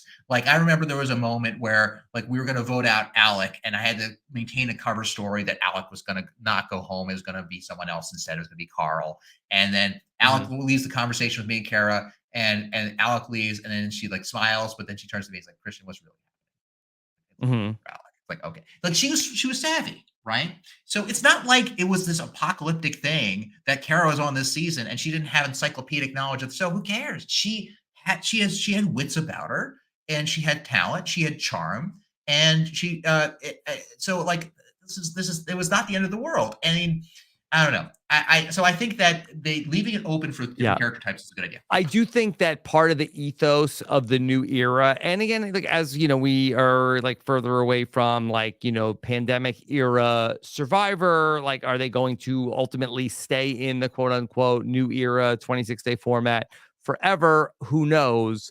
But I think that part of it is like, you get nothing, you have no food, it's 26 days, and it's only your love of being here and what you want to get out of this experience that is driving you. We give you nothing. And if you're somebody who just sort of like casually wants to be there and is maybe like, hey, I just want to win the money. And if you Yeah. realize that this is an exceedingly potentially random experience, you know, that Survivor used to be about a show about who has what it takes to be the sole survivor, who will do whatever. And it's more about in the new era about what will you get out of this experience. Only one person will win. And who's to say how it's even going to be decided? Because we're going to throw everything in but the kitchen sink at these people, but everybody will come away with something about themselves. And if you are just a random person, like, are you able to have that experience? Yeah, that's got to be like a little bit strange to people who are not in that, who aren't already huge fans of the show. I mean, I think the show is very fortunate that it has such a loyal fan base of people that are just dying to get on, and it's incredibly hard to get on the show. But I think that it's good to have people with different motivations and out there. It is kind of shocking to me how often is the $1 million even referenced on the show anymore. Like I'm trying to think Can't about even it. remember a time that it came up this season. I remember last season, Cody said that he already spent $1 million in the first episode, but I do not recall much talk about the money. That's kind of odd, isn't it? It is $1 million. You know, it's they could have dropped the prize money. I could have not noticed this season, and that's not necessarily a bad thing. But I think what it speaks is to the motivation of the people that they cast. These are all people who want to go out and have the experience of playing the game, or they want the glory of the victory, right? But I think that they maybe just dial in a couple people who will make it clear, like I'm here for $1 million. I think Dom, was a very good example of that. Like, you know, he also cared about the game. It seems I don't know him too well personally or anything, but he's like, he would always say, look, John Kierhofer's not going to pay my mortgage. I'll break his challenge if I need to. You know, to win the million. I think it's something like that was a clever phrase. Yeah. Sprinkle that into the cast. Okay. Christian, I could talk to you all night. I know at some point we got to start to wrap this up. Is there anything else you want to make sure we talk about from the iPad, from anything else that is kicking around your brain? I think I'm ready to wrap up. I think that I just want to drive home. Like, I think the season's good. I think it's fun. I think I'm just, you know, I feel like I've come in at like sort of like the 40% mark of a movie where there's been some action scenes, but there hasn't been like the major first like climactic clash. You know, it's like maybe I'm like watching the Iron Man movie, the original Iron Man movie. You know, like, oh yeah, Iron Man got captured. You know, he's in the desert. He's doing, you know, cool Iron Man things, but he hasn't built the suit yet. He's about to build the suit, hopefully, and fight the people who have him captured. That's where I feel like I'm at this scene, because once I see that, I'll be like, oh man, that was awesome. We should make a cinematic universe out of this film. Okay. Christian, where could people check out more stuff that you're doing? Anything fun that any dangerous fun or safe fun that you're doing? So I mean, so you can find me on a website called it's called Twitter it's at Hubicki, Chubicki, and Instagram at Chubicki, the same name. I've actually been spending some enjoying some time with one of your fellow podcasters, one Puya. Yes. Oh yes. He plays a game on Sundays called Goose Goose Duck, which is Yes, like I'm Among familiar. Us. My son has been playing this on the computer here. Oh, really? Yeah, and I know you've played some Among Us. I think I've spotted some videos of you playing that. Hmm. And yeah, I've jumped on for a couple of games every once in a while. It's been fun. I actually it's been a while since I've scratched that itch of sort of like the social strategy game, not since the island. So I've been enjoying that. Okay. Well, good luck in the Goose Goose Duck, for sure. And what do you think about safe fun as being the tagline for Rob as a podcast? Safe fun. I think Not that's dangerous fun. no, because dangerous fun, then you don't have a great relationship with the family show. Hmm. It's safe fun. What's the current tagline for Rob as a podcast? It's like I think it's sort of like smart, funny. Sorry, I'm not a good brand manager for Yeah, you, I think Rob. I apologize. smart, fun, reality TV podcast, but I think we can improve that. A little generic. Well, I mean, but you also have such great content. You bring on these all these Survivor guests over your season. You have access, man. You are bringing in. Yeah, You have the great Stephen Fish back every week. I mean, sure. you You don't you need got the to. inside track. Yeah. You get better guests than the official Survivor podcast. Oh, come on, stop. Look, you're talking crazy talk now.